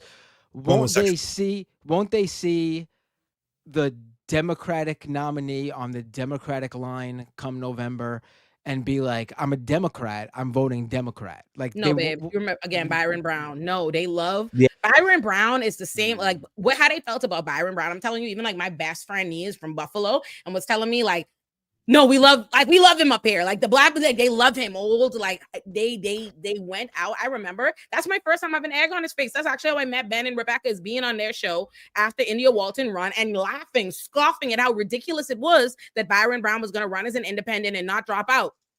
Yeah, that fucking went well. That. I'm telling you, it's a real, like, it's a real thing. It's not, I get it. We think, well, blue, no, it's different. It's different now. It's gonna be different. I would not count Cuomo out. That does not mean that I don't think Zoran's not going to win or that he can't win or anything like that. I just think it's a mistake for people. I see a lot of people going, oh, it's going to split the vote. I'm not worried about it. Oh, he's humiliated. He's this. And I'm like, no, he's not. Listen, this is a man who had to resign from governor, had to resign after walking about the place, celebrating himself as America's sweetheart, getting Emmys, getting $5 million book deals, and had to resign for sexually harassing 13 women and fucking licked his wounds, retaliated, and turned to run back for mayor. Please do not think this one little loss against Zoran in the primary is enough to make that man go cower in fear. They're just regrouping. They're gonna figure some shit out. That's the part that's the part that I think and I appreciate how you said that, Olay, because if we're going to set any narrative, it's going to literally take every single leftist commentator in the game to combat what just MSNBC will be able to do against him when they bring in the entire Black misleadership class to go against them. So, I appreciate that. Yeah. I think that it's time where we have to say, listen, this is the final chance that we do this peacefully. Back in 2020, Chris Matthews on MSNBC was saying that he was worried that if Bernie Sanders won the primary, there would be executions in Central Park. And we laughed it off. But there's going to be executions in Central Park. So this is the last chance at democratically electing socialists before we pull a Che Guevara. If you know what I mean. Like, what if we did that? Would that scare them at all? I mean, if they actually screw him over, out of Mike's mouth. I just don't use this. I'm just kidding. I have nothing CIA who's watching. I'm just kidding. You have allowed to be U.S. citizens and the threats they are making in the United States. I just want to emphasize. CIA, I know you're watching. I am a limp-wristed homosexual. I'm not picking up a gun and leading a revolution. It's not me. I'm just kidding. Okay, I'm shit posting. So. Oh my goodness. I do wonder what the reaction would be, though, if they actually screw Zoran over. Like, the people would be freaking the hell out. Like, it would be just like I've actually been sort of, I don't know, maybe not impressed, but just surprised by some of the coverage. Like, MSNBC has been very positive on him so far. I mean, like, not Morning Joe, but like the primetime shows have covered it very positively. So I'd just be curious to see. This feels to me like a different situation than India Walton, where there's a lot more eyes, and I feel like Zoran has a lot more built-in support within New York, like Brad Lander doing the cross endorse, for example. Letitia James is supporting him. Jermaine Williams. Like, there's people within the city that have positions that are supporting him, that I feel like it's harder to screw him over because of that. But you don't know what the voters are going to do. She needs to get on the campaign trail for him. She's going to be very important for him in the general election. She's got Letitia James. Yeah.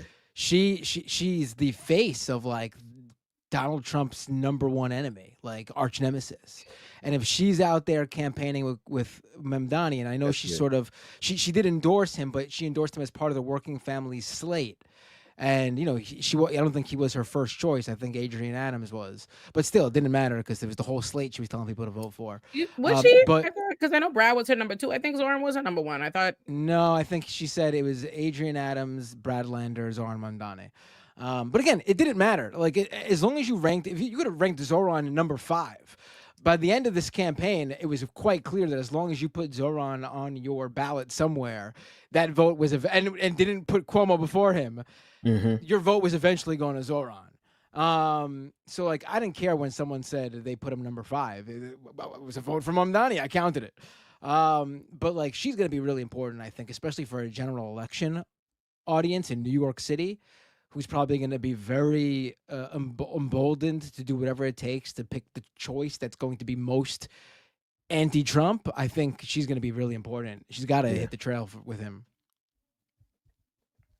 And we'll be mobilizing on leftist independent media. We will be the main propaganda arm. I've done like 4 videos this week, 5 if you count Leftist Mafia with him in the thumbnail. I will mobilize. I will use every ounce of my platform to get that man elected, and I will be doing the same for Kat Abu Ghazala, Donovan McKinley, Dr. Abdul El Sayed. There's so many opportunities to elect good candidates now, because I think that one thing that gave me hope about the Zoran Mamdani race is that like the Democratic Party's base does genuinely seem a lot more radicalized, just because the establishment has failed and they're not fighting Donald Trump. So that does give me hope. When you see the polls of like, Chuck Schumer versus, I don't know if they actually, there was a poll indicating that he could lose a primary. I can't remember how they worded it specifically. And there's other polls showing that like most people in the Democratic Party want new leadership. That does give me a little bit of hope. Still, I'm not going to take anything for granted. I'm going to assume that this is going to be like the fight of our lives, even if he won the primary, because we've seen how many times the Democratic Party rat fucking election. They will do it again, because the establishment isn't just going to go silently into the night and just give up. You see, I think that you see some improvement. Like you see Democrats try to pay fealty to Mamdani, but not like endorsing him. Like you had Chuck Schumer and Hakeem Jeffries. They congratulated him, but they didn't explicitly endorse him. Like they're weighing their options right now. And I think that the donors, they're gonna come together. So yeah. I think everybody is too focused on what they think this race means for like the national party and the implications. And I think the right message that people should be getting is why local shit fucking matters. Because this is what I've been saying all along. Zoran Mamdani, while amazing, is not the needle in the haystack that he's being made out to be. There are lots of great New York City like progressives that we know, like the Chioses, like the Tiffany Gabons, and all these people that you can see their impact in this race. They're there. I think what this should be is that everybody focuses on what can be done when we focus locally and we focus on like educating people, because not for nothing, the last election, the Eric Adams win, is not just this reflection of like people weren't radicalized or that like we didn't have any of what we have now. What it was on top of being in a pandemic, ranked choice voting was new. People did not understand how it worked. There was not a lot of information or people getting it. We didn't do the same level of organizing around a slate. There was none of that. It was people picking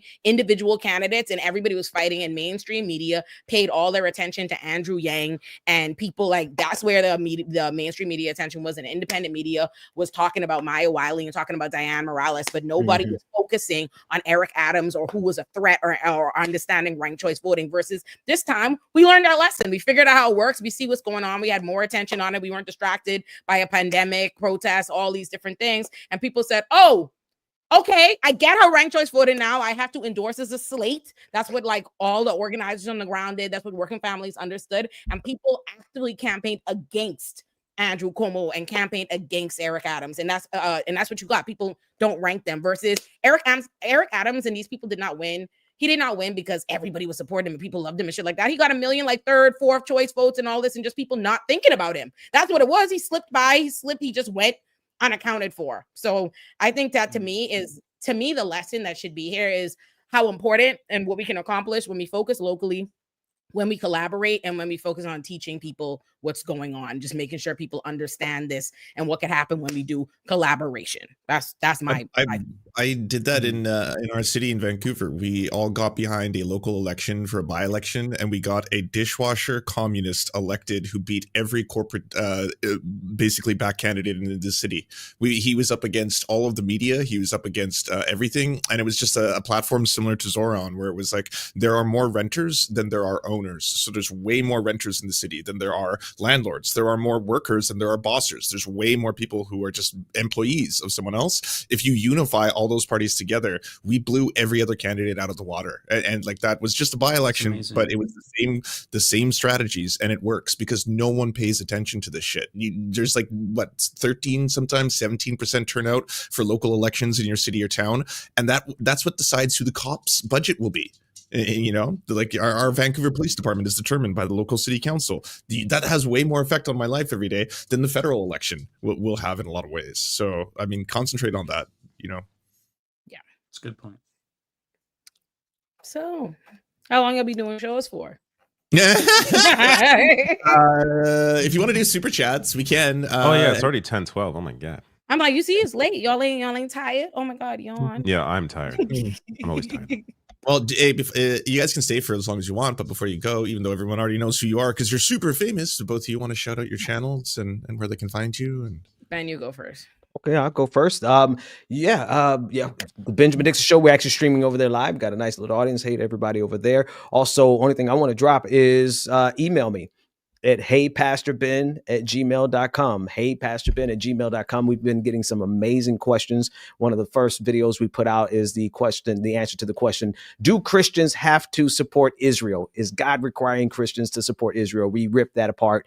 So if you have questions about faith, religion, or the non-religion, or even all the way through artificial intelligence, or you just need someone to talk to, because we're getting a lot of questions. People just need someone to listen. Email me at heypastorben@gmail.com. That's it for me. Hi, everybody. I have 6 channels, so let's do this. You have slow. what?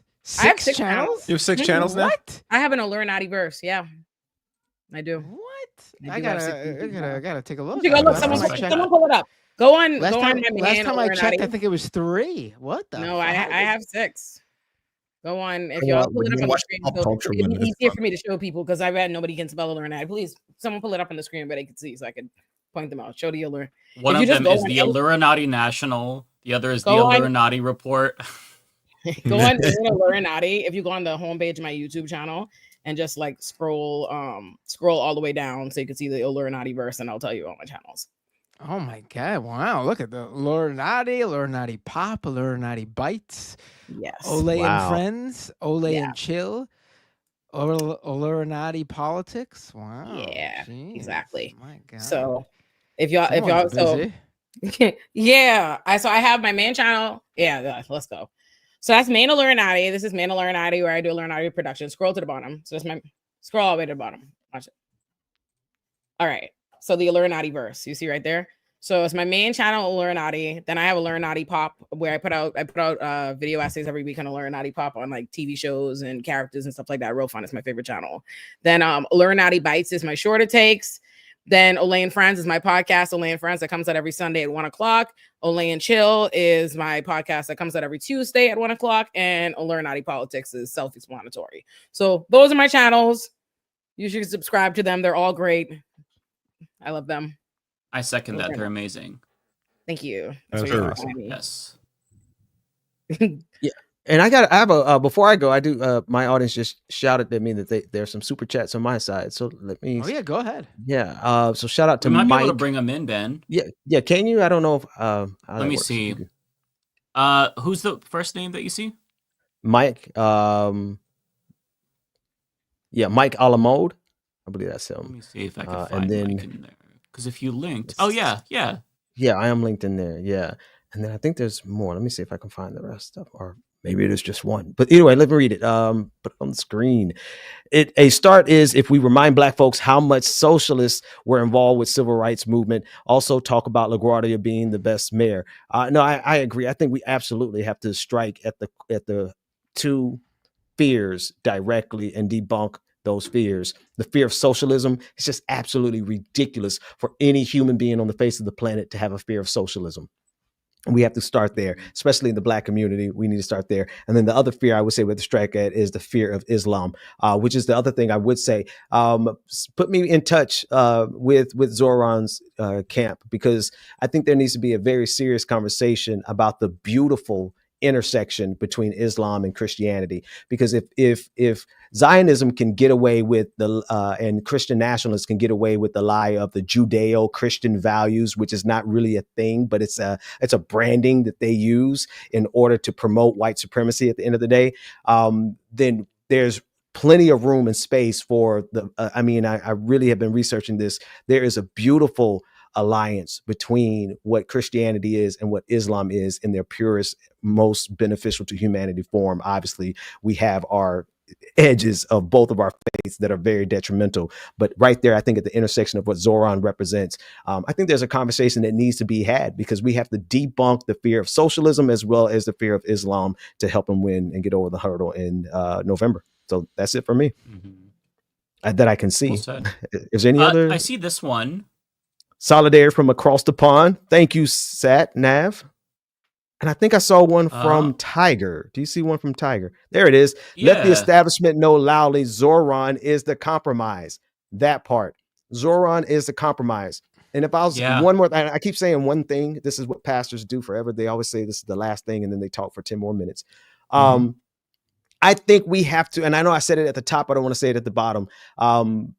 We have to put the fear of God in the establishment and let them know that a huge percentage, all of us progressives as a bloc, will completely stand down and do to them what they do to Zoran. And I think we need to put that out front as a act of mutually assured destruction, as a deterrent, because if they think that they can get away with sandbagging and sabotaging him the way they did India, Walton, then they need to understand that we're going to return in kind in 2026. I don't care about the midterms. I don't care about MAGA taking over and going even further when the Democrats have shown that they will be not only complicit with MAGA, but they will sandbag and sabotage any opportunity for progress. So that's it for me. Yeah, that's important, because there's no going back from this if they're able to steal this or take this away from voters. So yeah, I agree with you, Ben, that we do have to draw a line. I do see one more for you, Ben. Oh, great. From Keep Charlie. them coming. Good to see you on Leftist Mafia, Ben. Thanks, Charlie. Appreciate you. Love you. Mean it. Also, I want to point out, I meant to mention this earlier, but you just reminded me with your talking about that. A lot of these Democrats that have come out and actually have congratulated Zoran have not actually endorsed him. Like, we should be clear. Yeah. Like, the congratulations on your win is not the same as I'm telling all my constituents to vote for you. This is the guy. We've seen a congrats from Schumer and Jeffries and Rep. Grace Ming of Flushing. We've seen it from a number of different people who have not actually endorsed. So we got to make it clear that, if you're not play that game, if you're not endorsing, if you're not vote blue no matter who, it's when dead. It's the other way around, then that's it. This whole charade is over. Yeah. And I think we have to put some teeth into it, like some real oomph behind it, so that they can understand, people who held out. I held out for a long time. I held out in 2016 because I knew Trump was a threat. I voted for Hillary in 2016. I voted for Biden in 2020. I voted for Biden in 2024. There's none of that going forward. And I think every leftist platform needs to make that clear. What you do to Zoran in November is exactly what we're going to do to you. It's tit for tat. It's game theory, however you want to accept it. It's not us being petty. It's not us whining. It's us returning to you what you give to us, because anything less than that would be foolish on our part. Right. Exactly. I think that's why Kamala lost in 2024, Ben, if you accidentally voted for Biden. Yeah, you know what I mean. There you go. There you go. Listen, she had 90 days to campaign. It didn't even stick in my head. I went and voted for whoever was on the ticket. I think we just found out that Ben Dixon was officially a riding with Biden guy. He wrote Joe Biden in. I wrote Joe Biden in, and that was the vote that took it down. Stole it from him. It should have been Joe the whole time. Listen, matter of fact, I might have even mistakenly written that in the article on Substack. Let me go edit that real quick. Hey, folks. Hey, thank y'all so much for letting me hang out. Ole, I have a new phone number and new email. I want you to know, I texted you this year. I was like, Ben, don't fuck with me. Oh, I do. Hold on. Let me put my number in. Yeah, right, so right now, so you could get it right now. You could just and text I'll me do your that number. too. All right. And I was like, that's so crazy how Ben don't fuck with me. I told Rebecca, I was like, Ben don't text me back. Did she tell you I have a new phone and I like my You old tell me? phone? I said, Ben don't text me back. Rebecca's like, child, Ben be busy. Oh, come on, Rebecca. It's not that. It's like I broke my phone and I didn't get it fixed for a year. Then I just said, hey, I don't need it. So now I use my wife's phone. So I'll call you from my wife's phone. Good. I have right. Cleophas. Sorry, that's my dog. See y'all later. I love your dog. Take care. Take care, Ben. Hi, Ben. Yes. Come say hi. They're adorable. And I love your shirt, by the way, Ole. Dragon Ball Z shirt? Thank you. Dragon Ball Z shirt. I'm rewatching Cleophas, Dragon Ball Z say right hi. now. I'm almost finished. Cleophas, tell the people hi. You've been telling them hey against my will all episode. This is me and CJ's dog, Cleophas. I was like, Chico just came in too. His name is Chico too. Here, let me get Cleophas mine. James. Yeah, it's a dog show now. She wanted to say hi earlier too. So cute, he's so Frenchy. His little body is white, but his head is gray. He's so cute. That's Raheem is still with me. Y'all killing She's him my off. muscle mommy. Cleophas, could you stop knocking over my Funko Pops, please? Do you see the Goodbye. doggy? Do you see the doggy? Like, I'm like, he knocking. You see, Dexter just came flying. Mr. Poopy. Oh, I had a Mr. Meeseeks Funko Pop that fell off the top shelf and broke. So it broke. Oh no, none of my the Funkos legs are- snapped off. Oh no. Cleophas, I'm gonna call your father. Stop it, man! You knocking my stuff over. No, you're tired. What's the problem with Dexter? He keeps throwing him over. David, do you want me to go? I only have a few. I could run to them pretty quick. Yes. Oh, Yeah. you can go. I only got Okay. one. I streamed on my second channel today, but you can go ahead. Okay. Parker, thank you for the $5. Trump lost the popular vote in 2016 and 2020 when Cenk was willing to admit most Trump voters are what destroys his own arguments. Oh, yeah. I was watching a video by Cenk earlier where him and Anna called out the left for not supporting Trump, the anti-war president. It was pretty weird. What? So I saw the Vanguard's coverage of that. That was wild. Did you see him under Charlie Kirk's post on Twitter, like trying to like reason with him? Like, are you what out of your goddamn mind? Honestly, this is embarrassing. It's so embarrassing.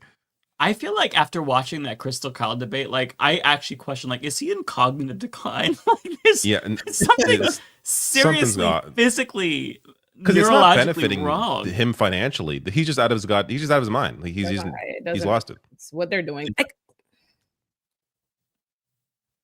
Rachel Atwood, thank you for the $2. How much did the hot weather affect turnout? I don't know. Matt, do you know the answer to that? Incredible turnout. No, it was like record turnout, wasn't it? It was. I don't think it was record, but it was definitely bigger than last time. That's what I'm saying. Yeah, I thought the turnout. Yeah, there was a lot of turnout. It was. I didn't think that he was going to affect. Ow, Cleophas!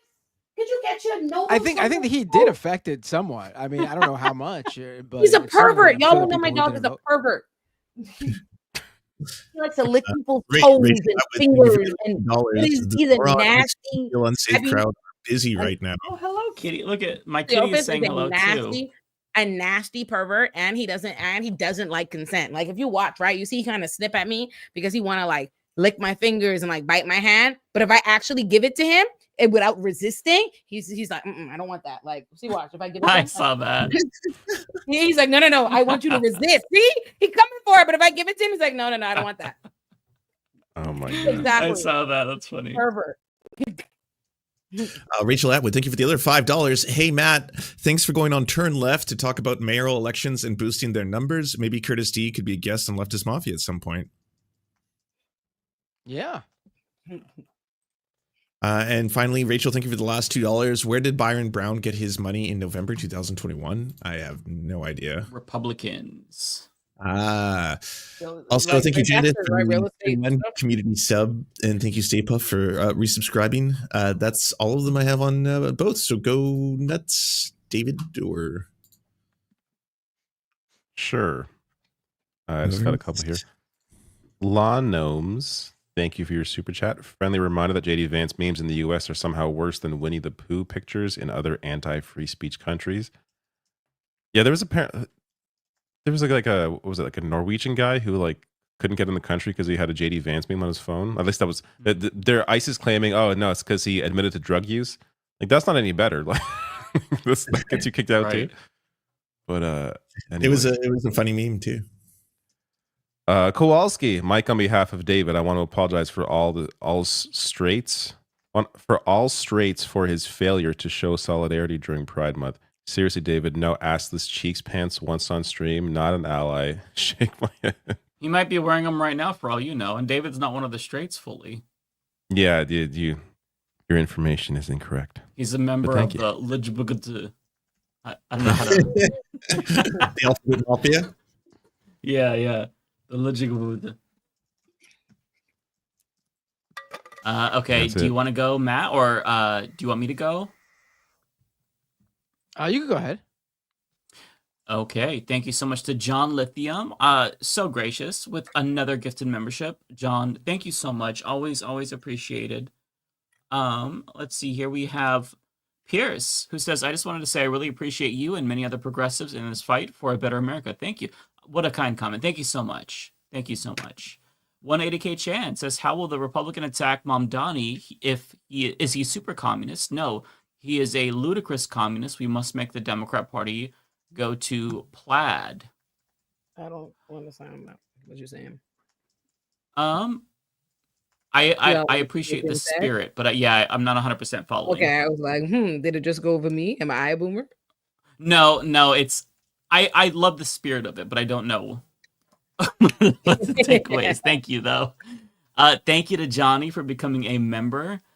Constantine says, stop watching Jank and Anna, Mike. You wouldn't have been shocked. Oh, I'm way ahead of you, bud. I only watch it through like the Vanguard if they do something and then the Vanguard talks about it. I haven't watched the main show in a very, very long time. Same.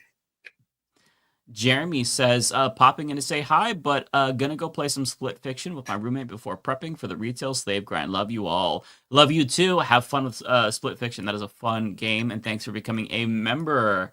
Adam says, I feel like once Ken Martin. They said, I think the chat saying it was a Spaceballs reference, the plaid thing, but what is Spaceballs? Oh, I've never seen Spaceballs. I know what movie that is, but I never saw the full thing.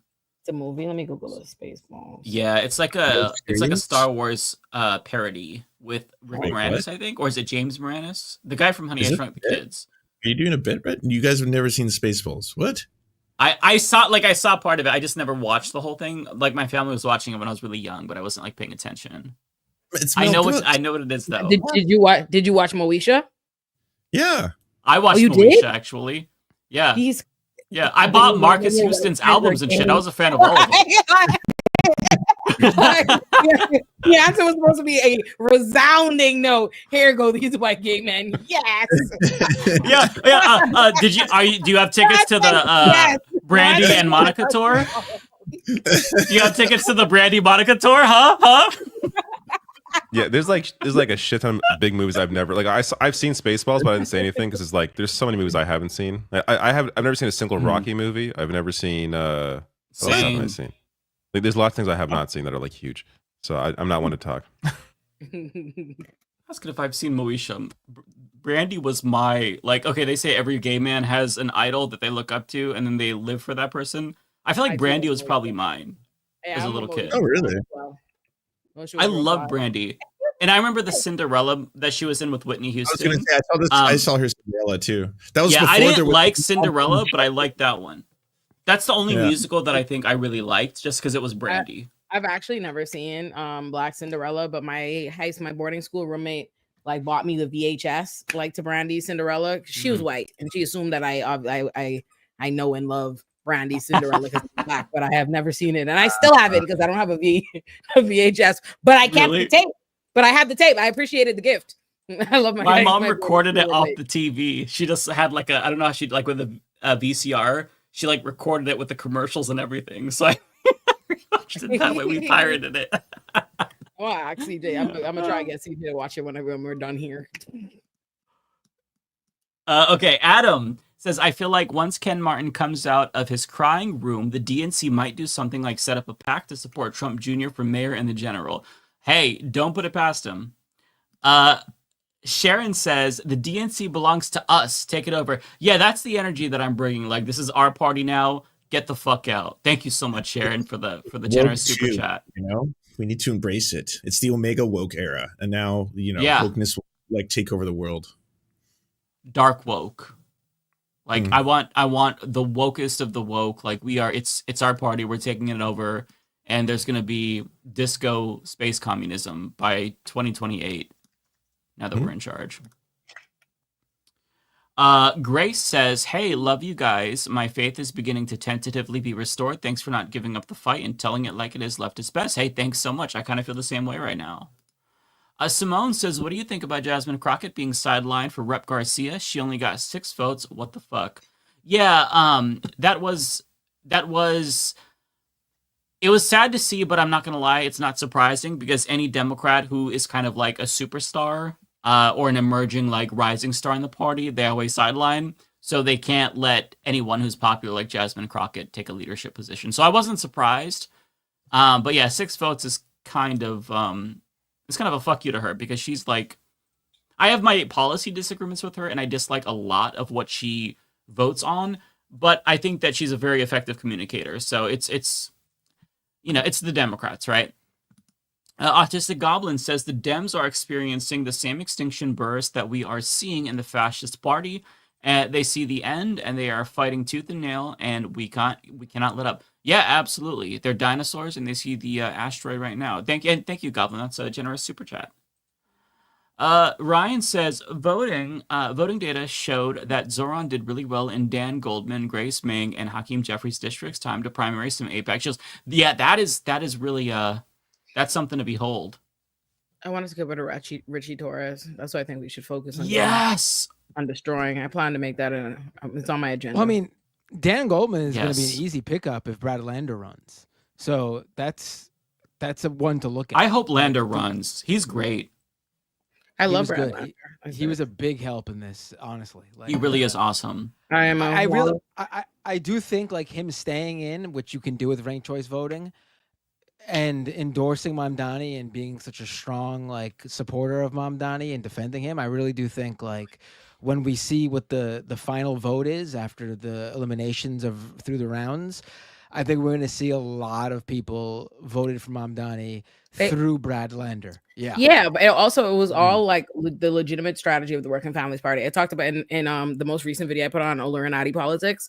I have like 2 of the Working Family representatives there, and they talked about how they actively went like with the Working Families Party in the room, like got these people to run. We're going to run as a slate, do it like this. So it very much so was an active collaboration. We're going to put ego aside and get to the forefront of that. So that was to that shout out to Brand, but also shout out to Zellner and Michael Blake and Adrian Adams, because they all made the executive decision to run to make it possible for Zoran to win, because it would not have been possible without the, you know what I mean, the whole slate working together like that. So shout out to the Working Families Party and shout out to everybody else on the slate, except fuck Jessica Ramos, fuck Scott Stringer and all of them. Stephen Colbert too. Yeah, fuck Stephen Colbert. Like, Jesus Christ. On that note, Ryan says Lander got a lot of love, but shout out to Zelnor Myrie to tell Cuomo to go fuck himself when Cuomo tried to force a cross endorsement with Myrie. Yes, absolutely. Like, shout out to Zellner. I love Zellner. And Zellner, I'm like, behind the scenes, like, originally, no one wanted to run. I want to say this like 2 years ago when everybody started meeting me, no one wanted to run. And Zellner was one of the first people anybody got to step up and run to even like challenge it. Originally, Jessica Ramos was one of the only people running, and she actively, like, behind the scenes, like, she don't want shit to do with the left. And so there was an actual push, like organizers on the ground, to get these people to run, and what Working Families Party did. So they like selflessly decided, I'm going to run a whole fucking campaign to make this possible by us running as a team effort, running the slate. So they really should be getting Zelna Mari, and all of them should be getting a lot of praise too. Right. Hawk says, y'all do anything fun special for Juneteenth? Was at a celebration in Wilsonville and unexpectedly saw Tina Kotek. Love to Ole and Ben. Great to see you. I did not do anything. I was doing a video that day and then what I usually do, which is play video games. But that's funny you saw Tina Kotek there. You never see her doing anything. Tina Kotek, for those who don't know, is our governor in Oregon. And she's just like so milquetoast and boring. I think our other governor, Kate Brown, was better. And I think I like her. Not that they're that different substantively. They're both like very regular standard Democrats. But the fact that Kate Brown like triggered so many conservatives because she was not fucking around with COVID. She had mask mandates and shit like that. I respected that she never backed down and she took it seriously. At least comparatively speaking.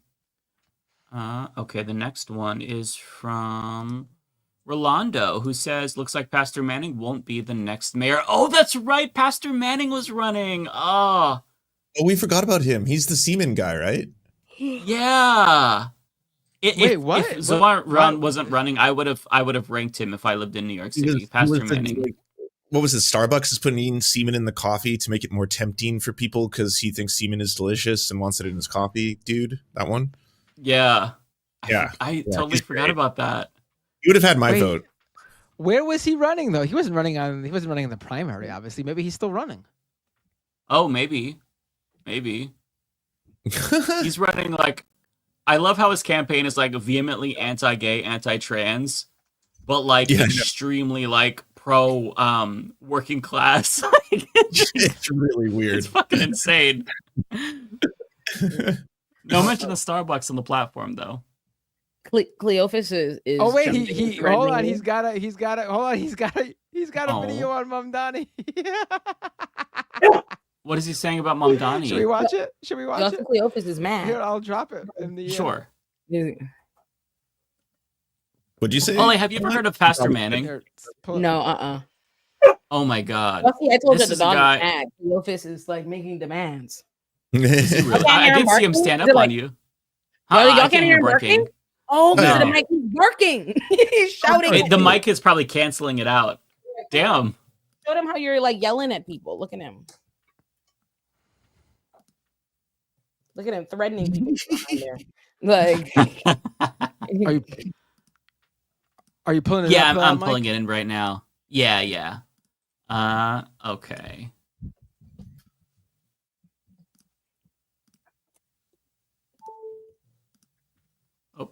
Boy wouldn't know his butthole from a hole in the ground. That boy was able to promote a free ride in New York City, and the young people went for a hook, line, and sinker. I mean, what kind of gullible fool, anyway, would believe that you can get a free bus ride?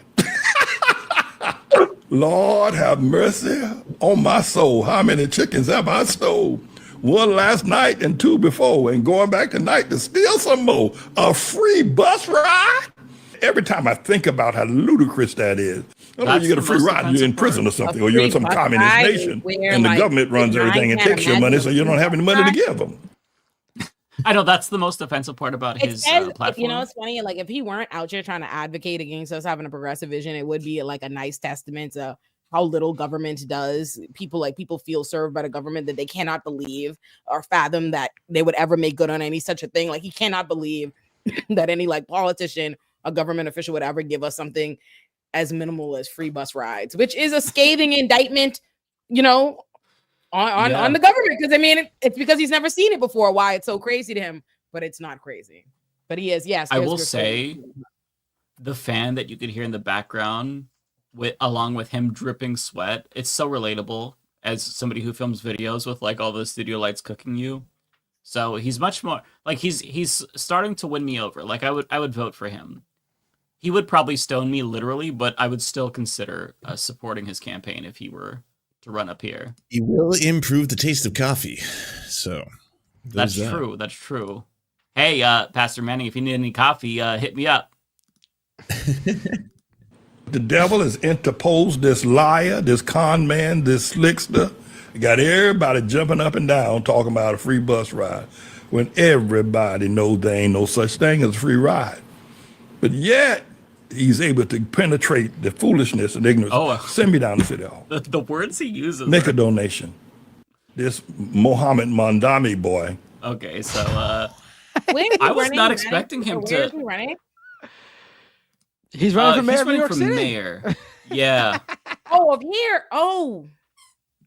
This guy runs like some like smallish, I guess, congregation in Harlem. He's like obviously not all there. It seems bizarre, but he made headlines previously for these things he said about LGBTQ people. And so when we were covering him last time, we discovered he was running for mayor. And so that's why we brought him up down the rabbit hole. Yeah. When he was being interviewed with David Pakman, he said where he was, and David Pakman said, "What's the scene like out there?" And then he said, "What?" And then David said, "What's the scene like out there?" And he said, "Did you just ask me what the semen is like?" This Wait a second, hold on. is the wildest shit ever. I'm looking at his website, and his whole thing in this video is how there's no free ride, right? He's making fun of the idea that we would make public transportation free, right? Two of his policies are getting rid of congestion pricing and then removing the toll. It's very specific. Removing the toll on the Verrazano Narrows Bridge. So basically, no free ride if you need public transportation. But if you have a car and you drive, he wants you to have a free ride. It's incredible. These people make no sense. Anyone who hates these democratic socialist policies have their own policies that completely go in denial of their own critiques. I must bid y'all adieu, because not only am I a Thai body gal fighting for my life, but as y'all can see, Cleophas grows enraged by the minute. Like he's mad as fuck. You see him? Look, he's gonna kill his monkey because I'm taking too long to come to. Look. I love him. I know, right? We love him too. He's a So sweetheart. cute. Yeah, he's our little baby. We do love him. He is great. Raheem hates his fucking guts. Raheem Really? hates his ass. Dang. Hate him. Hates. As soon as Raheem don't do nothing but make scary sounds, as soon as he's him like Asada and him have a better relationship. Asada is like nicer. Really? Like yes, Wow. Asada is better. Yes, Raheem carrying on bad. Like Asada, like they like hiss and play fight, like, but like they're playing, they like it, and to the point where like I realized that at first I used to think Asada like didn't fuck with him, and then I realized she'll come up on him, like go in his area so that she could act like he's bothering her, like so she could visit him. And he was asleep the other day. She jumped on the couch to bother him, and when she realized he was asleep, she hit him like squawk, like I'm here, like scream so I can scream. like meanwhile, Raheem like waits around like behind stuff on air back, and me starts making fucked up sounds, attacking people. You see, I'm here, right here. I got a cut right here from where Raheem wounded me trying to fuck Cleophas up. What? Oh yeah. Oh my God, not Raheem. With an iron fist. It's getting worse as he gets older. He is not interested in compromising or accommodating in any way. And it's gonna get worse. We took him to the vet the other day. They like Raheem getting old. He gonna have to he had dental surgery the other day. We had to take like 4 teeth. Now they're talking about he's gonna have to lose all his teeth. And so I know he's gonna come in here. Don't all him, because every time Raheem gets a new inkling that he's older, he carries on worse. He's just in the house like, oh, I don't gotta be nice to nobody. I don't gotta do nothing. And now he has multiple cat trees, so he just lords himself over every room. He's at the top of every cat tree like this. Just but love y'all. This was so nice. Thank y'all for having me. Thank you for coming. It's great been seeing so you. fun. Bye everyone. Thank you. Take care. Come back anytime. It's great to have you. Absolutely. I'm gonna get off too. I'm just yawning okay. a lot. I don't have a dog as an excuse. But look at all these games I need to be playing. So I that's see why I that, gotta go. David. Yeah, I'm like, oh, David's got the shelf up. I see the Nintendo 64, the Wavebird controller. David is flexing on us. The Nintendo 64. Donkey Konga bongos right there. Yeah, Donkey Kong. I don't know where my bongos are. I had 2 pairs of those. I don't know if I still have them. You had 2 pairs. I bought it More from hardcore than Donkey I Kong was. Jungle Beat and Donkey Konga. So I had 2 Oh of them. yeah, that's right. Mhm. Makes Yeah, sense. yeah. Well, good night, everybody. Take care, David. Okay, I don't have too much left, I don't think. There's a super sticker from Adrian. It's just a coin with a star on it. Thank you so much for that. And then another gifted membership from John Lithium. John, thank you so much again. I really appreciate it. Again, you don't ever have to do this. You do it every single week, but really appreciate it. You don't have to. Sam says, have you seen Sinners yet? It's now on streaming. I will watch Sinners. I finally watched movies. I watched the Minecraft movie and I watched Mickey 17 because I just read the book and I wanted to see it. So I'm back to watching movies because I finished The Sopranos after like months and months. So I'll check it out and I'll let you know how I like it, Sam. Adrian, no message, but thank you so much. Dirty Pirate says, kids in 2011 watching that Eric Adams vid, hastily taking notes on all the cool places to hide drugs and weapons. That video is so good. Sam says, also, though on a Republican rep wanting the DOJ to arrest Zoran, is that even possible? Because their Islamophobia and fascism is mask off times 100. Yeah, I don't think that that's going to go anywhere. Andy Ogles is the same guy, if you'll recall, who introduced the constitutional amendment so Trump could serve a third term. He is somebody who is not serious. He introduces these kinds of things all the time. They go nowhere, so I don't think it's going to go anywhere. I just think that it's cope. And it's still disgustingly racist, but I don't think it's going to go anywhere. Let's see here. We have Jones City, who says Zoran now needs to find 5 teenagers with attitude.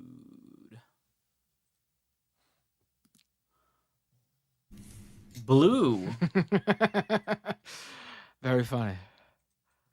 Blue says, that was funny, Mike. I cracked up. Central Park. Mwahaha. You right. Oh, well, thank you. Thank you. It was just a joke, though, to be clear. I would never advocate for violence, ever. Archangel says, love seeing you, Ole, and your hat is really cute. Rachel Atwood, thanks for mentioning Donovan McKinney. You're welcome. Yeah, I plan on doing a video about other candidates running for Congress.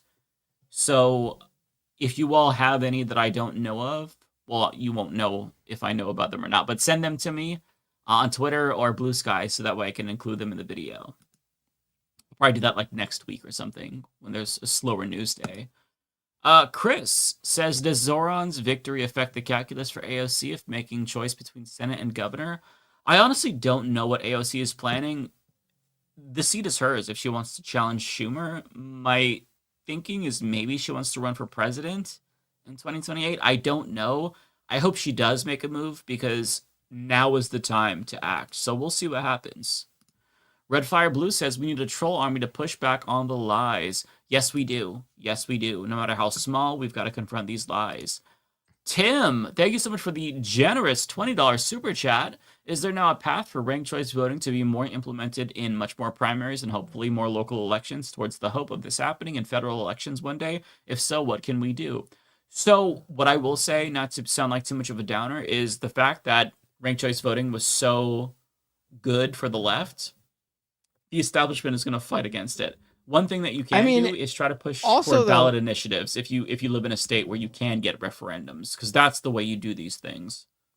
I mean, the fact of the matter is, though, that ranked choice voting didn't matter at the end of the day. Zoran won in the first round. Like, none of the other candidates' votes have been distributed yet. Cuomo dropped out because Zoran completely blew him out in the first round. You know, if this was not a ranked choice voting election, Zoran Cuomo would have conceded because this was it. This was done. It was a done deal. Right. Ranked choice voting probably helped in terms of the cross endorsements, but at the same time, if Brad Lander's cross endorsement meant something to you, you probably put Brad Lander. For Zoran Mamdani, if Brad Lander's cross endorsement meant something for you, and that's why you would rank Mamdani, you probably still put Lander first. Again, I think Brad Lander helped out a lot, but at the same token, Zoran didn't win because of ranked choice voting. That's a good point. Yeah, what I do appreciate though about ranked choice voting was the collaboration between the candidates, the way that they had a slate, the way that Brad Lander and Zoran Mamdani were campaigning together. Imagine if in 2020 we had ranked choice voting. Bernie Sanders and Elizabeth Warren could have been collaborating. Instead, she was a snake to him because she wanted to, become the preeminent progressive leader in the country. I think that ranked choice voting is a much better system. Even better than ranked choice voting is STV, which is single transferable vote. It's a little bit more complicated to understand, but it's like ranked choice voting, but even more fair and proportional. But I'll go for ranked choice voting too. I just think that the first past the post is a very, very bad system. Red Fire Blue Ice. By the way, love the Death Note shirt, Mike. Phenomenal anime. Yes, I love Death Note. For those who cannot see, this is the Shin Megami. He's very tiny here, but he's there. Love Death Note. The next one is Tim Sim. Thank you, Tim.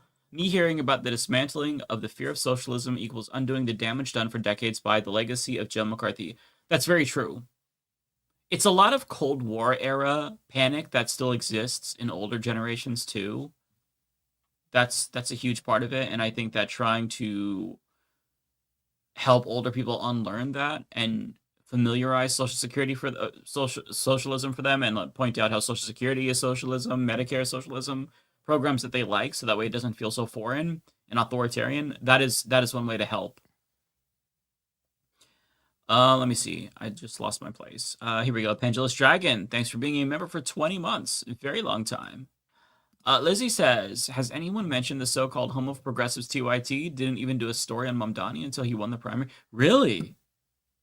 Huh. I did see that during the election, Cenk was still ranting on Twitter about like, oh, the so-called left can't accept that the MAGA commune, blah, blah, and all this shit. And I was like, I almost replied. I was like, I don't care about your grift right now. Zoran's about to win. Life is amazing. Yeah, right. How are you seething still? I've been on cloud 9 all week. I still feel pretty good. Like, I feel energized still. I don't know what he's on about. My God. He's just, his head is so far up his own ass. He can't smell the roses or think of anything but people being mean to him. It's crazy. Yep. Lizzie Bennett says, nice shirt, Ole. Vegeta's the best character. I don't like Vegeta. He's a killer. I will say, though, that his son Trunks is hilarious. I also like... Piccolo's better than Vegeta. Yeah, I agree with that. He's a reformed fascist who is very much a progressive. I think Goten's is... I'm in the portion now where it's right before the Majin Buu arc, and Goten and Trunks are competing in the tournament, and they're super, super funny. So they're probably my favorite characters, like young Trunks. But also, you can't go wrong with Piccolo. Also King Kai. A lot of great characters. Also Chi-Chi's hilarious too. Never a big follower of Dragon Ball, but Piccolo is always really cool. It was the only anime that I've ever seen, or actually read. I guess I read the manga, and I didn't know until I became a streamer how many weebs are on the internet, because they're always asking for my like anime recommendations or bona fides, and I have none. I'm like, I haven't seen any of them. I call like Hunter X Hunter. It's not even called Hunter X Hunter. It's called Hunter Hunter, right? And I call it Hunter times Hunter or Hunter X Hunter, and then like, oh my god, you do not know what you're talking about, Lance. I feel like I have gotten more anime bona fides over the years, but if you put me head to head with a real anime person, I'm getting BTFO'd. I'm looking like a clown. So I've watched some animes, but I'm not by any means huge into that world. I love One Piece. It's like one of my favorites. I've seen like Death Note and whatnot, but I'm still very, very much a noob. I don't think the kids are using that. I'm a novice. I mean, I don't know what the if kids you are watch saying. One Piece, you put your hours in, right? One Piece is what, like 800 or 900 episodes or something? It is 1,300 episodes now, I think. Oh, sorry. I apologize. It took more than 2 years to get through that.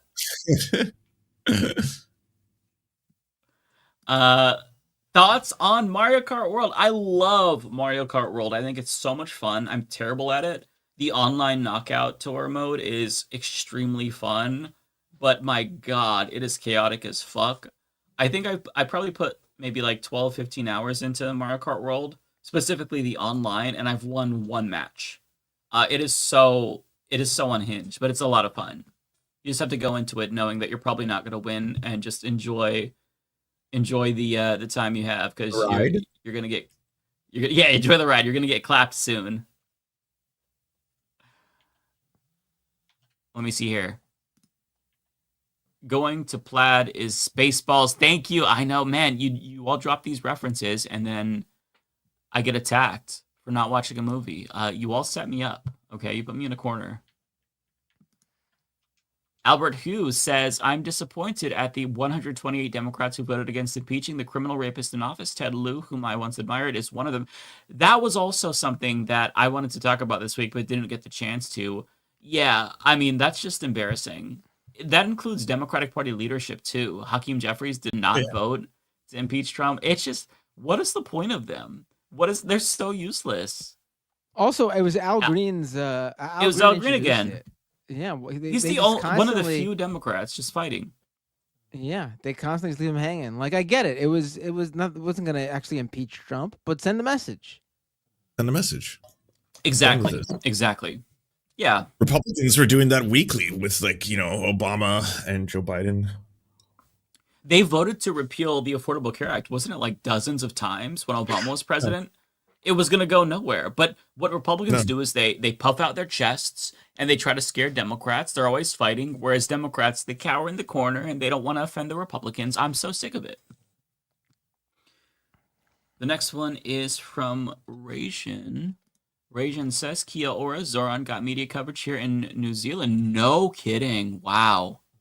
That's encouraging. Karina, thank you for becoming a new member. Lizzie says, NY are here. NY are in NYC here. I can tell you for a fact you can get a free bus ride in the city, most of which are illegal, but there are ways, Matt and Olay know. I mean, you can get free bus rides in Portland. I don't think I've ever paid for a Max. I mean, it's been a long time since I've taken the Max, but you just get on and you hope that they don't check your ticket. So, yeah.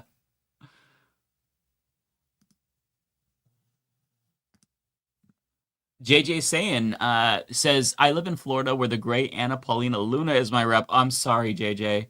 Wish we had a Zoran there because Florida Dems suck. Also joined DSA. It's worth it. Thank you so much for the message. Chris, I'm almost done, I believe, here, too. Yeah, we've got 2 left. Chris says Elizabeth Warren was a snake for not throwing a young woman under the bus when Sanders did his patriarchal duty of letting a grown woman know sexism exists. We got to do better and leave that behind. I'm not sure what you're referring to. It's the wording confuses me, but that's not. So you're misremembering what happened. Elizabeth Warren accused Bernie Sanders of being sexist because she claims in a private conversation, Bernie told her that he didn't believe a woman could win the presidency. That is complete and utter bullshit because in 2015... And I was right. Look what happened to Kamala. I was right. Well, okay, 2015, and we know Elizabeth Warren either is lying or misinterpreted what he said because back in 2014, 2015, do you remember the We Want Warren campaign? Bernie Sanders was part of that. He was trying to get Elizabeth Warren to challenge Hillary Clinton in the primary because he wanted somebody who was more progressive to run. And since she refused, that's when Bernie Sanders stepped up. So if he told her this, it would have been contradicting what he said to her. He literally is publicly on the record saying Elizabeth Warren should run. So that whole narrative is complete and utter bullshit. And what Elizabeth Warren did in lying about him, or maybe communicating a miscommunication, was fucked up, legitimately so. So I'm not going to put that behind because that was a snake-ass move, and fuck Elizabeth Warren for that to this day. I want you to take a look around you. Look at the person right next to you. Look at them and tell me you will fight for somebody you do not know. Unless, of course, they are a woman running for president. Then you will not fight for her because she cannot do it. Okay, folks? I got a couple more that came in. Kowalski, I see the snake emojis in the chat. Fuck yeah, that's my energy. Elizabeth Warren was she was in the wrong to this day. I will never concede that point. She congratulated Mamdani for winning, and I think she endorsed him. But I mean, very safely after he won. Like, I'm sorry. Of course, that's Elizabeth Warren. She could. I mean, I don't know if it would have mattered, but still, it would have been. She's not willing to put her neck on the line. There should have been a groundswell of support for him from the left, and props to AOC and to Bernie for endorsing him. And all those people who thought AOC wasn't going to endorse him were calling her all sorts. It was so clear she was going to get involved. She endorsed at the absolute perfect time. She knew what she was doing. Chris has another follow-up to that. Let me get to that, and I'll come back to it. No man, especially no saintly politician, has ever spoken out of both sides of his mouth, and Warren didn't say it until an intern leaked it. Bernie didn't even deny it. How dare a woman see a microaggression? Bernie did deny it. Go back and watch the debate. Bernie did deny it.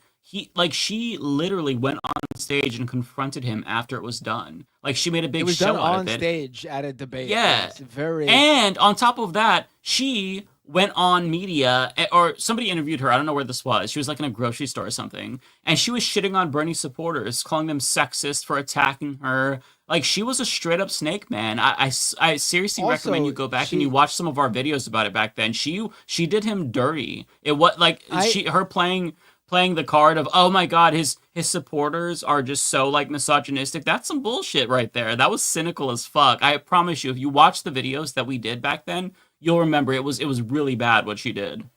I see people saying I hold a grudge against it. I actually don't. I tend to like Warren, actually, which is why it was so disappointing what played out. And that was my point. As senator, I still support her. I just think she's not, she doesn't put herself out there in solidarity with other progressives as much as she could or should. Also, she stayed in the race till the very end when it was crystal clear she was done. She was out. It was a race between Biden and Bernie, and she was in there just peeling away whatever votes that would have went to Bernie. I'm not saying all of them would have, but certainly some of them would have, but none of them did. She came in third in her own state just to fuck over Bernie. She would not drop out. It was terrible what she did. She straight up snaked him. That's fucked up. It was the opposite of what we saw with Brad Lander and Zoran Mamdani. Because listen, you could say all you want that ranked choice voting made it possible. Brad Lander didn't have to drop out. He was able to still campaign while cross-endorsing Mamdani. But also, there was a very clear point where Brad Lander wasn't stupid. He knew he wasn't winning. He stayed in to make sure that his voters actually went out and voted. And by doing so, they would put Mamdani second. Like, Brad Lander was not under some sort of fucking belief that he was still going to pull it off. He knew.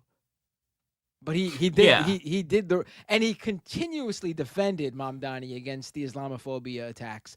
And as the highest ranking Jewish official in New York City, because he's the comptroller, it was super important of him doing that. He was totally a team player and the perfect example of someone who is a progressive. We might not agree with him with everything. He's not really like a leftist, but that's a progressive we can work with and be united with. Right. Kowalski says Central Nebraska on average gets 4 inches of rain in June. Last night we had 8.5 inches of rain. Jesus. I miss normal weather. Elect me senator and I'll fight climate change and the rest of the Senate who oppose me. Kowalski, I will absolutely support your campaign if you run. 1000%. You have my endorsement. Strivy says, I'm scared to hope for Zoran because of capitalism. I am too. I'm worried about getting my heart broken again. I feel your hesitation. Rachel says, only 2 MA reps who voted to impeach Jim and Ayanna. Doesn't surprise me, honestly. Okay, last one for me. This is from Arenza. You see Ethan Klein threatening to sue Shonda Black unless Taylor Lorenz and Kat apologize to him. Yeah, I don't even know what to say about that situation. This just feels like bullying, using your wealth to try to get your critics to shut up. It's just so, it's gross. There's nothing else to say about it. It's just so fucking scumfuck behavior. Yeah, because these people, he's threatening them with financial ruin. They would go bankrupt without a GoFundMe to defend themselves, and they're still probably gonna have to foot a lot of the bill. It's really sad that he's done this because I really never thought, even though I was a fan of him, he wasn't perfect, but I never would have thought that he would do what, the bold guy did to him and sued him because it nearly ruined him. And I really felt a lot of sympathy for him and Hila who had to go through that. And the fact that he's trying to do this now, or at least threatening to, it's so sad. It's genuinely sad. So everybody should support, Casey Tron, Denims, Frogan, and Shonda Black, I guess, if this happens. I don't know anymore. It's just, I'm so disappointed. It's just such a sad situation. Okay, there's one last one. Go ahead. Oh, sorry. No, go ahead. I'm sorry. No, I thought you were done. I was going to say before Matt starts, I just had one that came in, and it's a point I actually want to address. So, but okay. Yeah, I just have one quick one. This is the last one from me from Tiger. It says, Chris sounds like a Fed. No, Chris isn't a Fed. We just have a disagreement, but that's okay. That's okay. Okay, one more came in just real quick. I'll read this. Strivy, you think they'll try having Zoran assassinated? I don't think like the establishment would try that, but I do fear for him because of all the Islamophobia. Okay, I'm sorry, Lance, take it away.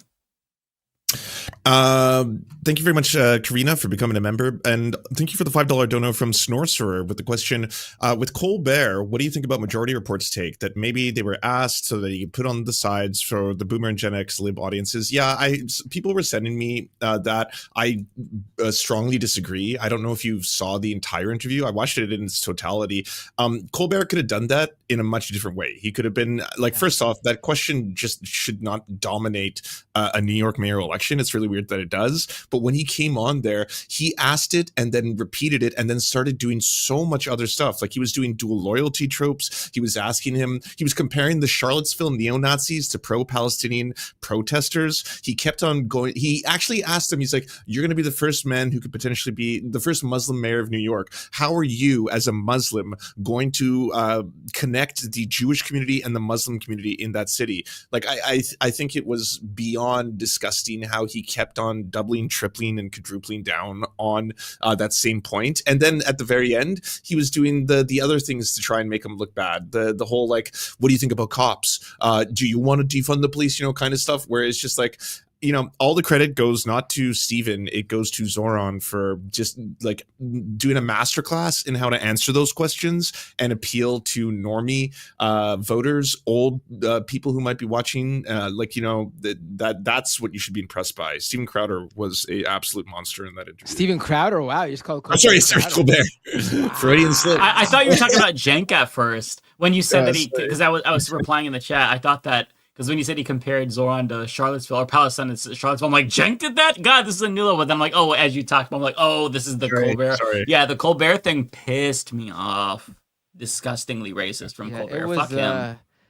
I don't know about that belief that because he came at him. It didn't come across as even like I'm just asking questions, doing my job here. He looked like he honestly didn't like him. It was very weird. He didn't laugh at his joke. He didn't smile. He kept on being like, but you have to understand why many people would see this as anti-Semitic, right? And you don't approve of violence, do you? And things like that. You're like, what the fuck? Why are you like just repeating this? He gave you the answer you wanted, right? Like, and now he's going to give you an even better one. Yeah. It was before bizarre. You start, Matt, it's especially bizarre because John. Oh, go ahead. No, I'm sorry. Go ahead. I was going to say it's especially bizarre because Jon Stewart, who Colbert was like tied to the hip with when they had both had their shows at the same time. Jon Stewart's probably been the most critical mainstream voice on Israel. And to hear Colbert attack the idea that like you can be critical of Israel was insane because Jon Stewart's still out there. God bless Jon Stewart, like literally being that voice that's speaking out against Israel. Yeah, Lance, your comment about, I think it was you that said this, that it was like, is he still doing the bit where he pretends to be a reactionary?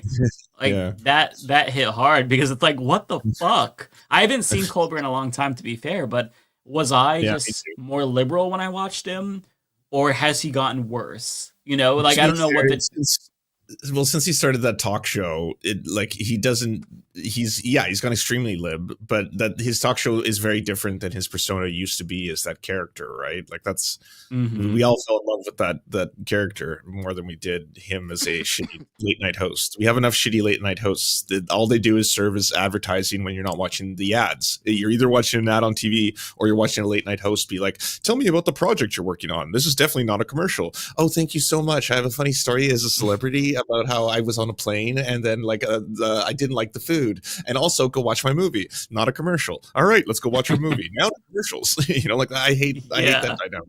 Except for Conan. Conan's funny. But Conan is funny. Yeah, he's the one exception, I will say. Okay, I have two. I have one that came in and I missed one from Albert. Let me read that and then I will get to yours. Sorry, Matt. Or we'll get to yours. Sorry, Matt. Albert says, did you hear that the husband of the Cuban singer of I Will Vote for Donald Trump was deported? His deportation was expedited. Yeah. I heard that he was deported. I didn't know it was expedited. That whole thing is not true. Okay. No, it's not true. Yeah, it was going around Oh. like one of those like liberal like Facebook like fucking fake stories. It's not true. Okay, because I didn't look into it. I saw people talking about it, but I didn't do any research. Okay. So this is the last one I got from Royga, who says, Zoran was at like 1 million Instagram followers a few days ago. Now he's at 2 million. Hell yeah. I think Cuomo Adams will split the vote in November. Random, but I met Matt canvassing for Jamal Bowman last year. Better result this time. Yes, much better result. Okay. I'm sorry, Matt. It is now your turn. I took up way more time than I intended. That's all good. No, don't worry about it. It's just little old me. Tokyo Hans with a super chat. Congrats to New York. According to the news, New Yorkers have all been forced to recite the Shahada. Is this accurate? Also, Zoran's win has proven the youth bloc of the party can win big. Pelosi, Cuomo, 2028.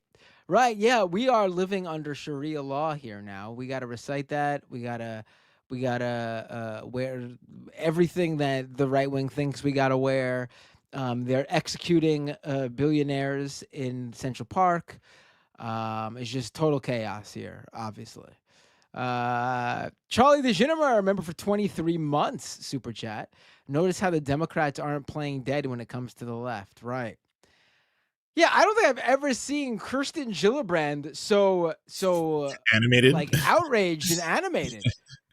Wow, good to know that's what. What's his face? Mike just left. Yeah, perfect point, Charlie the Ginnemer. I've never seen Kirsten Gillibrand so animated before. Ndungu Kamau. I'm sorry if I'm messing up your name. I think I got your first name though right. Ndungu. I think I might have gotten that right. New Yorkers need to be prepared. Wall Street will attempt to implement a structural adjustment program against working class people as soon as he wins. Mamdani must develop a backup plan for economic warfare. I don't know what you mean, honestly. But $20 super chat. Thank you so much. I really appreciate it. For $20, you should pretend to know what they mean. Yeah, I think I agree. Yeah. J-Rod B with a super chat. Permission to officially change the term Karen to Kirsten. Yeah, she's being a real Kirsten. Absolutely.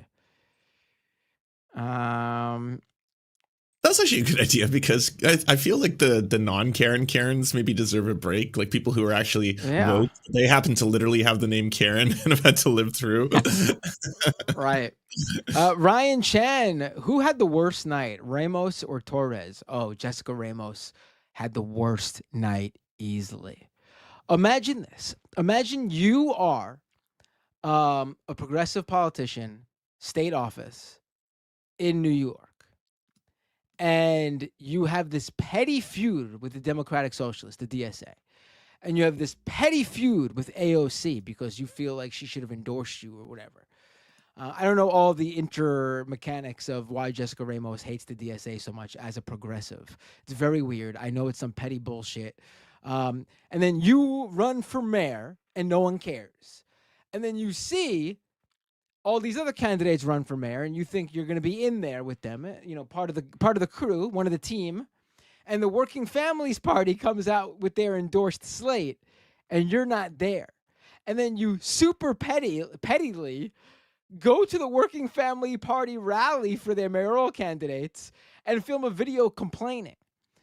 And then apparently you come across a Mamdani canvasser who doesn't know you're Jessica Ramos, and you get pissed that they tried to sell Zoran Mamdani on you, even though you're a mayoral candidate yourself. And all of these things. But again, you're supposedly a progressive. You represent a very working class, immigrant populated Hispanic community in Queens. And you fucking decide to endorse Andrew Cuomo at the time where Mamdani seemed to be gaining some traction to sort of kneecap that. And on top of that, people should know she endorsed Cuomo. It wasn't a cross endorsement. In fact, Andrew Cuomo at the endorsement event was asked, and he said it out loud so everyone knew. I want to be clear. I'm not endorsing her. She's endorsing me. And then you still came out and consistently at all the Cuomo rallies said how Cuomo was the best one to defeat Donald Trump, and you really thought that you had it in the bag. You were looking out for your own behind. Apparently, she has like tens of thousands of dollars in both campaign and personal debt, and she was like, tying her wagon to the horse to the wagon, or whatever the phrase is. You do all this. And fucking the guy you thought couldn't win, who you, for some personal reason, was pissed that he took your thunder as the progressive in the race. And she told Cuomo to resign. And back when he resigned, she was one of those people. She was Did how she despicable really? Cuomo was, how despicable he was, how he needed to resign. And even in the months when she's running for the mayor, she's asked about Cuomo, and she's saying, "I will never endorse Cuomo. He's disgusting. I don't agree with him at all." And she still fucking endorsed him. And then you're in that room. There's a really funny picture of her in that room when it becomes clear that she's lost. That Cuomo is lost. All that, your career's over. No progressive is going to get behind you. You're done. You're done. Maybe she gets to stick around if her constituents really like her and want her to stick around. At the same time, I should point out that her entire district voted overwhelmingly for Mamdani. Here it is. Here's the picture of her reaction to where could I put this up? I'll just put it up on my screen here. This was her election night. look at her face. She's very concerned. That's great. The whole thing was petty, about pettiness, that she thought she would be the progressive. And the Working Families Party didn't make her one of the 5 on the endorsement slate. And so she endorsed Cuomo, a guy she's demanded resign. Fantastic. Easily, she had the worst night. No doubt about it.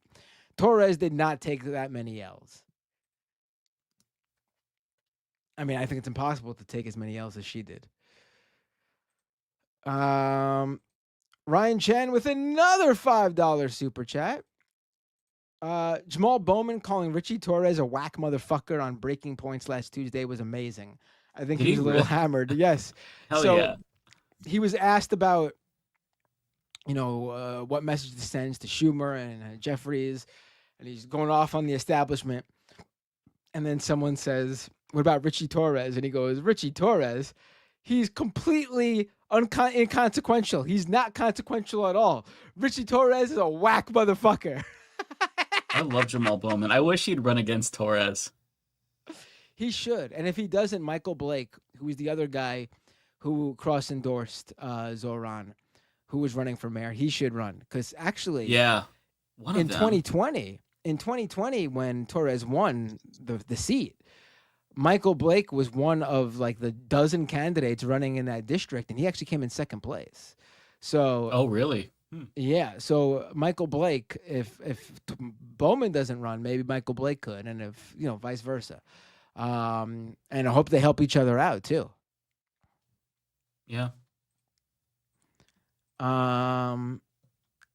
Chris Birch, member for 4 months. AOC is the kingmaker now, not Bill Clinton or Jim Clyburn.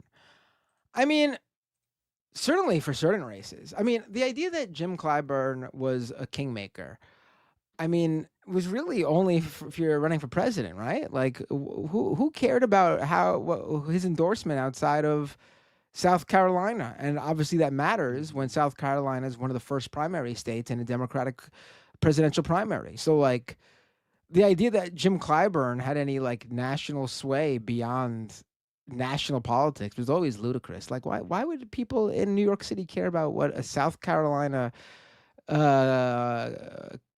moderate Democrat had to say? It made no sense.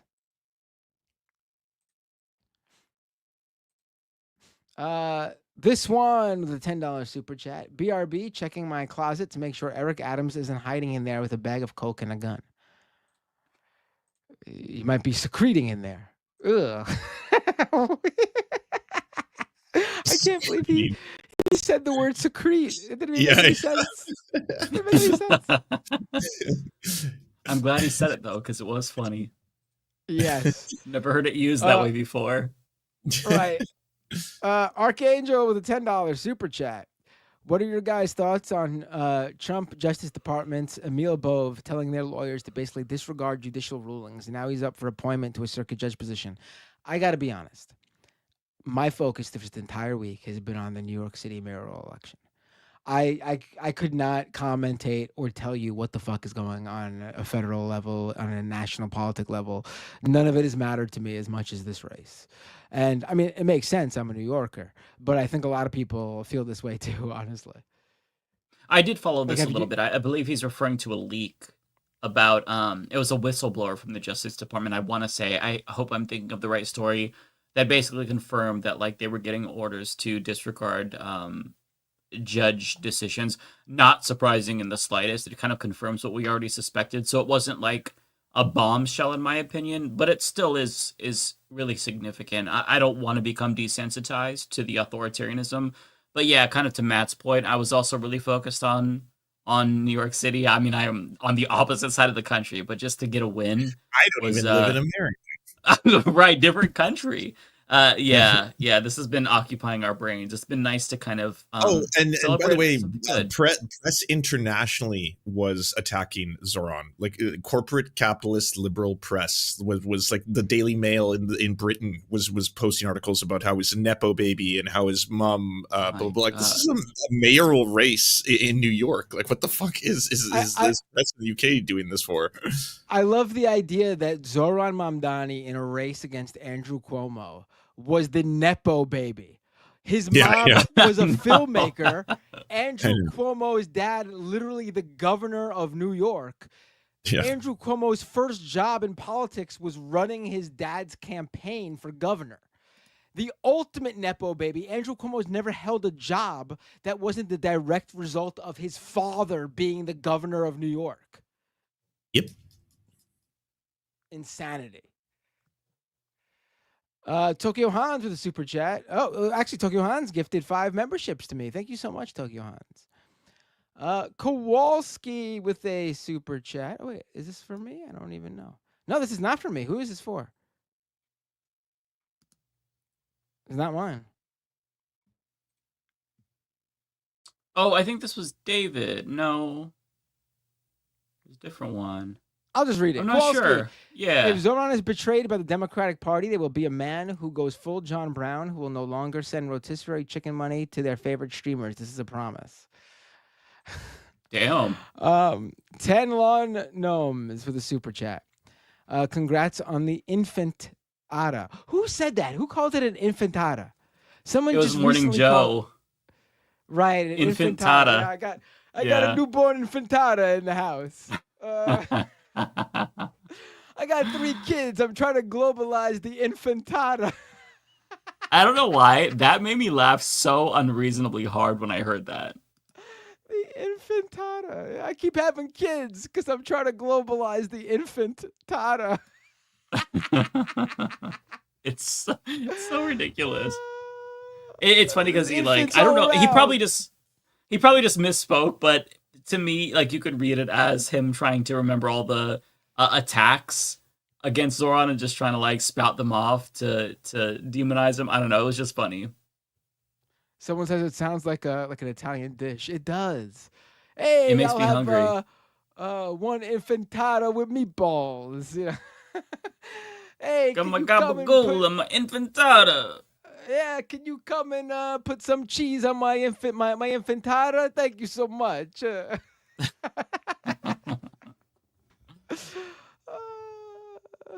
Don't bother me while I'm eating and enjoying my Intifada, okay? Oh, hey, Progressive Voices in the chat. Hey, PV.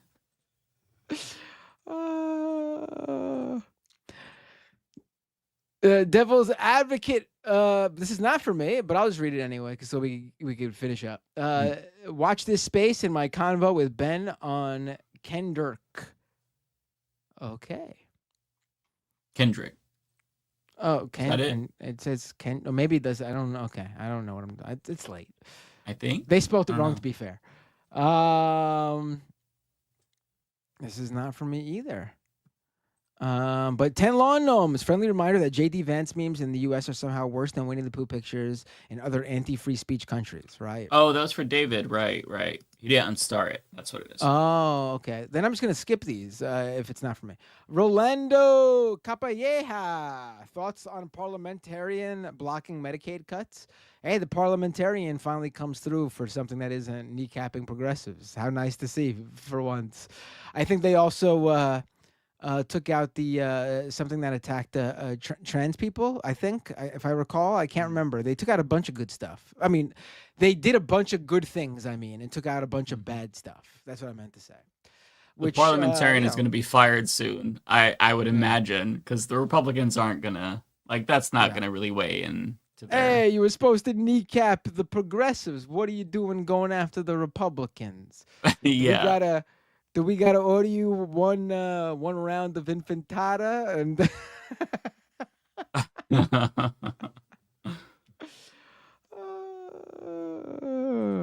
the parliamentarian's gonna be called in for a meeting, being told they're about to be a made man, and they're gonna show up and see little bags on the Republicans' shoes, so they don't get them a little bit dirty when they make them, so to say. Hey, Sanity Plate with a super chat. Wow, I'm still talking in the Italian. I'll keep it up. Sanity Plate with a super chat. Let's see here. Hearing Trump use the word "fuck" uncensored may have ruined the term for me. No, it didn't ruin the term for me because we still got that same night. We got this wonderful, wonderful, wonderful fucking thing. Here, let me play this for you in my little box here. It's quicker for me to play it here. Andrew Cuomo is in the past. He is not the present or future of New York City.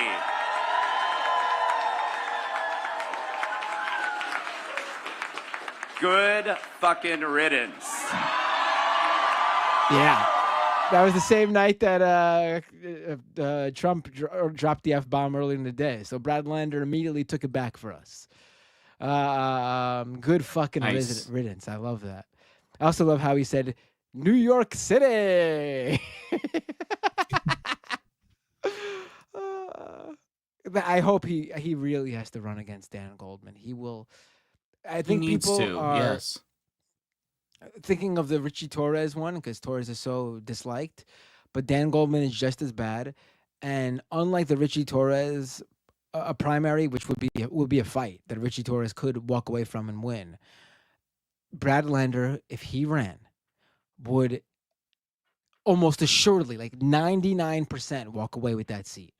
Dan Goldman would not be able to beat Brad Lander. Brad Lander's from that district. In the mayoral election, he got a bunch of votes in that district. I think he was neck and neck with Cuomo and Mamdani in his district. That would be his district, period. He just has to want it. I hope he does. Yeah. Let's see. Karina, thank you so much for becoming a member on YouTube. Really appreciate it. Kowalski, this one is for me from Kowalski. Matt, thank you for only taking my call on MR today. The audience doesn't know this, but they screen every call on IMs and specifically pass up on lame people. Not me. I'm too handsome, funny, and humble. Oh, yeah, that's true. We do that. Except I misread your area code and thought you were someone else. Let's go to Amateur Pod with a super chat.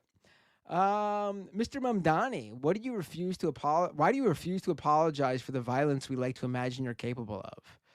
Yeah. That's basic. Yeah. Actually, it's more like, Mr. Mamdani, why do you terrorist, jihadist, Islamic pig, why do you keep saying so many mean things about the Jewish people?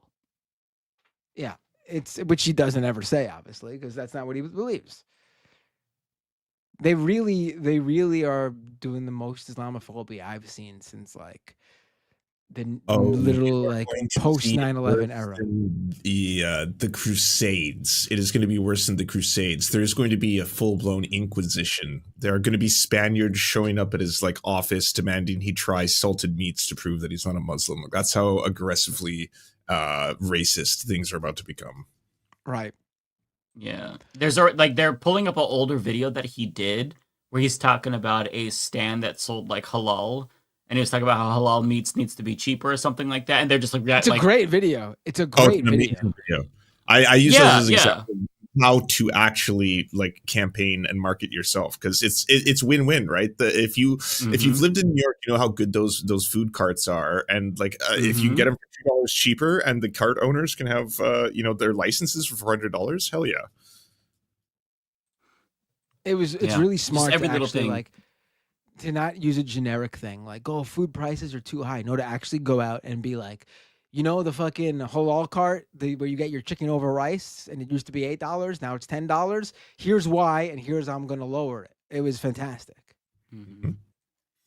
But he says halal though, and he eats halal meat, so he's a Muslim. Isn't that scary? It's crazy Yeah, that's not going to play in New York though, because literally everyone here eats from those carts. It's super popular. Because they're 24/7 and they're everywhere, and it was only $8 per like. I was eating that daily. Like well, there are certain on ones... Twitter, it was that's what I saw some conservatives trying to do, like use his own video as like a gotcha. It's the levels of racism, like everything he does. It's like, oh my god, I just remembered he's a Muslim. Like holy fuck, you guys are feral. It shows they don't know New York though. Eating from a halal cart in New York City, getting a chicken over rice. It's literally the equivalent of in Middle America them having a Big Mac. It is the most regular lunch meal people get. There are specific carts known for being extra good that there's fucking lines down the block for. It is not a thing that is like uncommon. It is like an everyday meal. That video 100% connects with New Yorkers. So anyone thinking that video is gonna hurt him is a fucking idiot and knows nothing about the city. Probably a racist. Yeah. I don't even know how to say your username. I don't even know if it's possible to pronounce your username. KSGNEJJNGNK with super chat. How could we organize against an NYPD mass strike? I mean, let's wait and see. I mean, they sort of did this with Bill de Blasio. I mean, they not so subtly actually like sort of threatened Bill de Blasio's kids, quite frankly. Maybe it's lucky that Mamdani does not have kids. Quite honestly, we'll see though. We'll see. I mean, I don't. If you are a cop, why wouldn't you want there to be a division hired outside of the NYPD to deal with mental health cases? Why do you want to be that guy? They won't want that. It's so stupid. Why? Because it's to pay too for easy it. of a person to shoot. Well, no, it's because they just don't want to lose any or have any challenge to their budget, their yearly budget. It's $11 billion. If you have someone who's like, if I took $1 billion of your budget and put it into healthcare services, the amount of people being shot and dying and like it would improve everything. There ain't no police union going to be like, oh, okay, yeah. They don't care about what's the interest of the people, right? Yeah. I mean, it's ludicrous though. It's ludicrous. Zoran can respond by deputizing Antifa immediately. All Antifa members will take over as the NYPD. True. They won't like that. Dog on the roof with a super chat. Matt, reading that username just awokened my sleeper cells, as polite Jamie in my chat. Oh, they were able to read it? They knew No. how to pronounce it? You're saying it out loud. The joke is that it was a code word. Right. Around sleeper cells. Okay. I don't know. I looked at it for a second. I was like, Polish, maybe? I was going to say maybe Dutch or Swedish.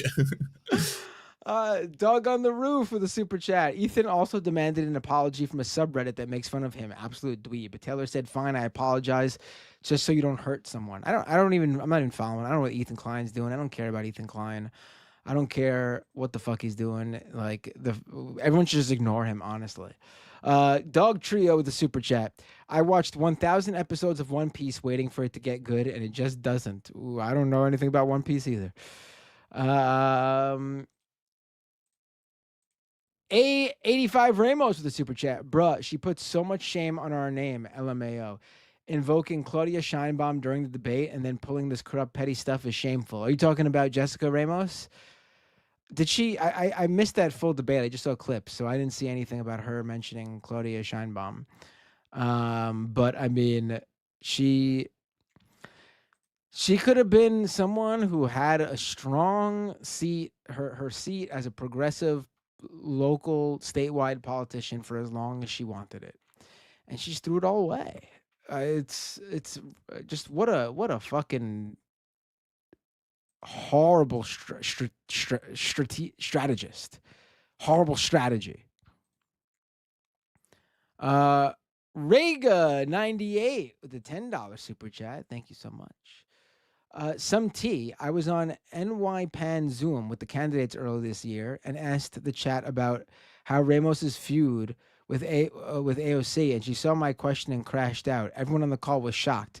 No chill. Wait, I gotta know now. This I want to know more about. What happened? What did she? What do you mean? But you gotta tell me more. How did she crash out? I have no idea. Oh, I gotta know. I gotta know the goods here. All right, let's go to. Oh, that's it for me. There's 2 more super chats, so I don't know who they're for. Oh, nice. All right, who are we rating? Oh, let's rate Caroline. Wait, let me just. I'm gonna read these because I don't know. Mike. You gotta go fast. Is the red? Ben's plan assumes that Dems want to win. The Dems are the enemy. And Rowan Chandler. I wonder if Zoran will ever be in a Broadway play on SNL or be in Daredevil to be the new mayor. He certainly has a cute smile.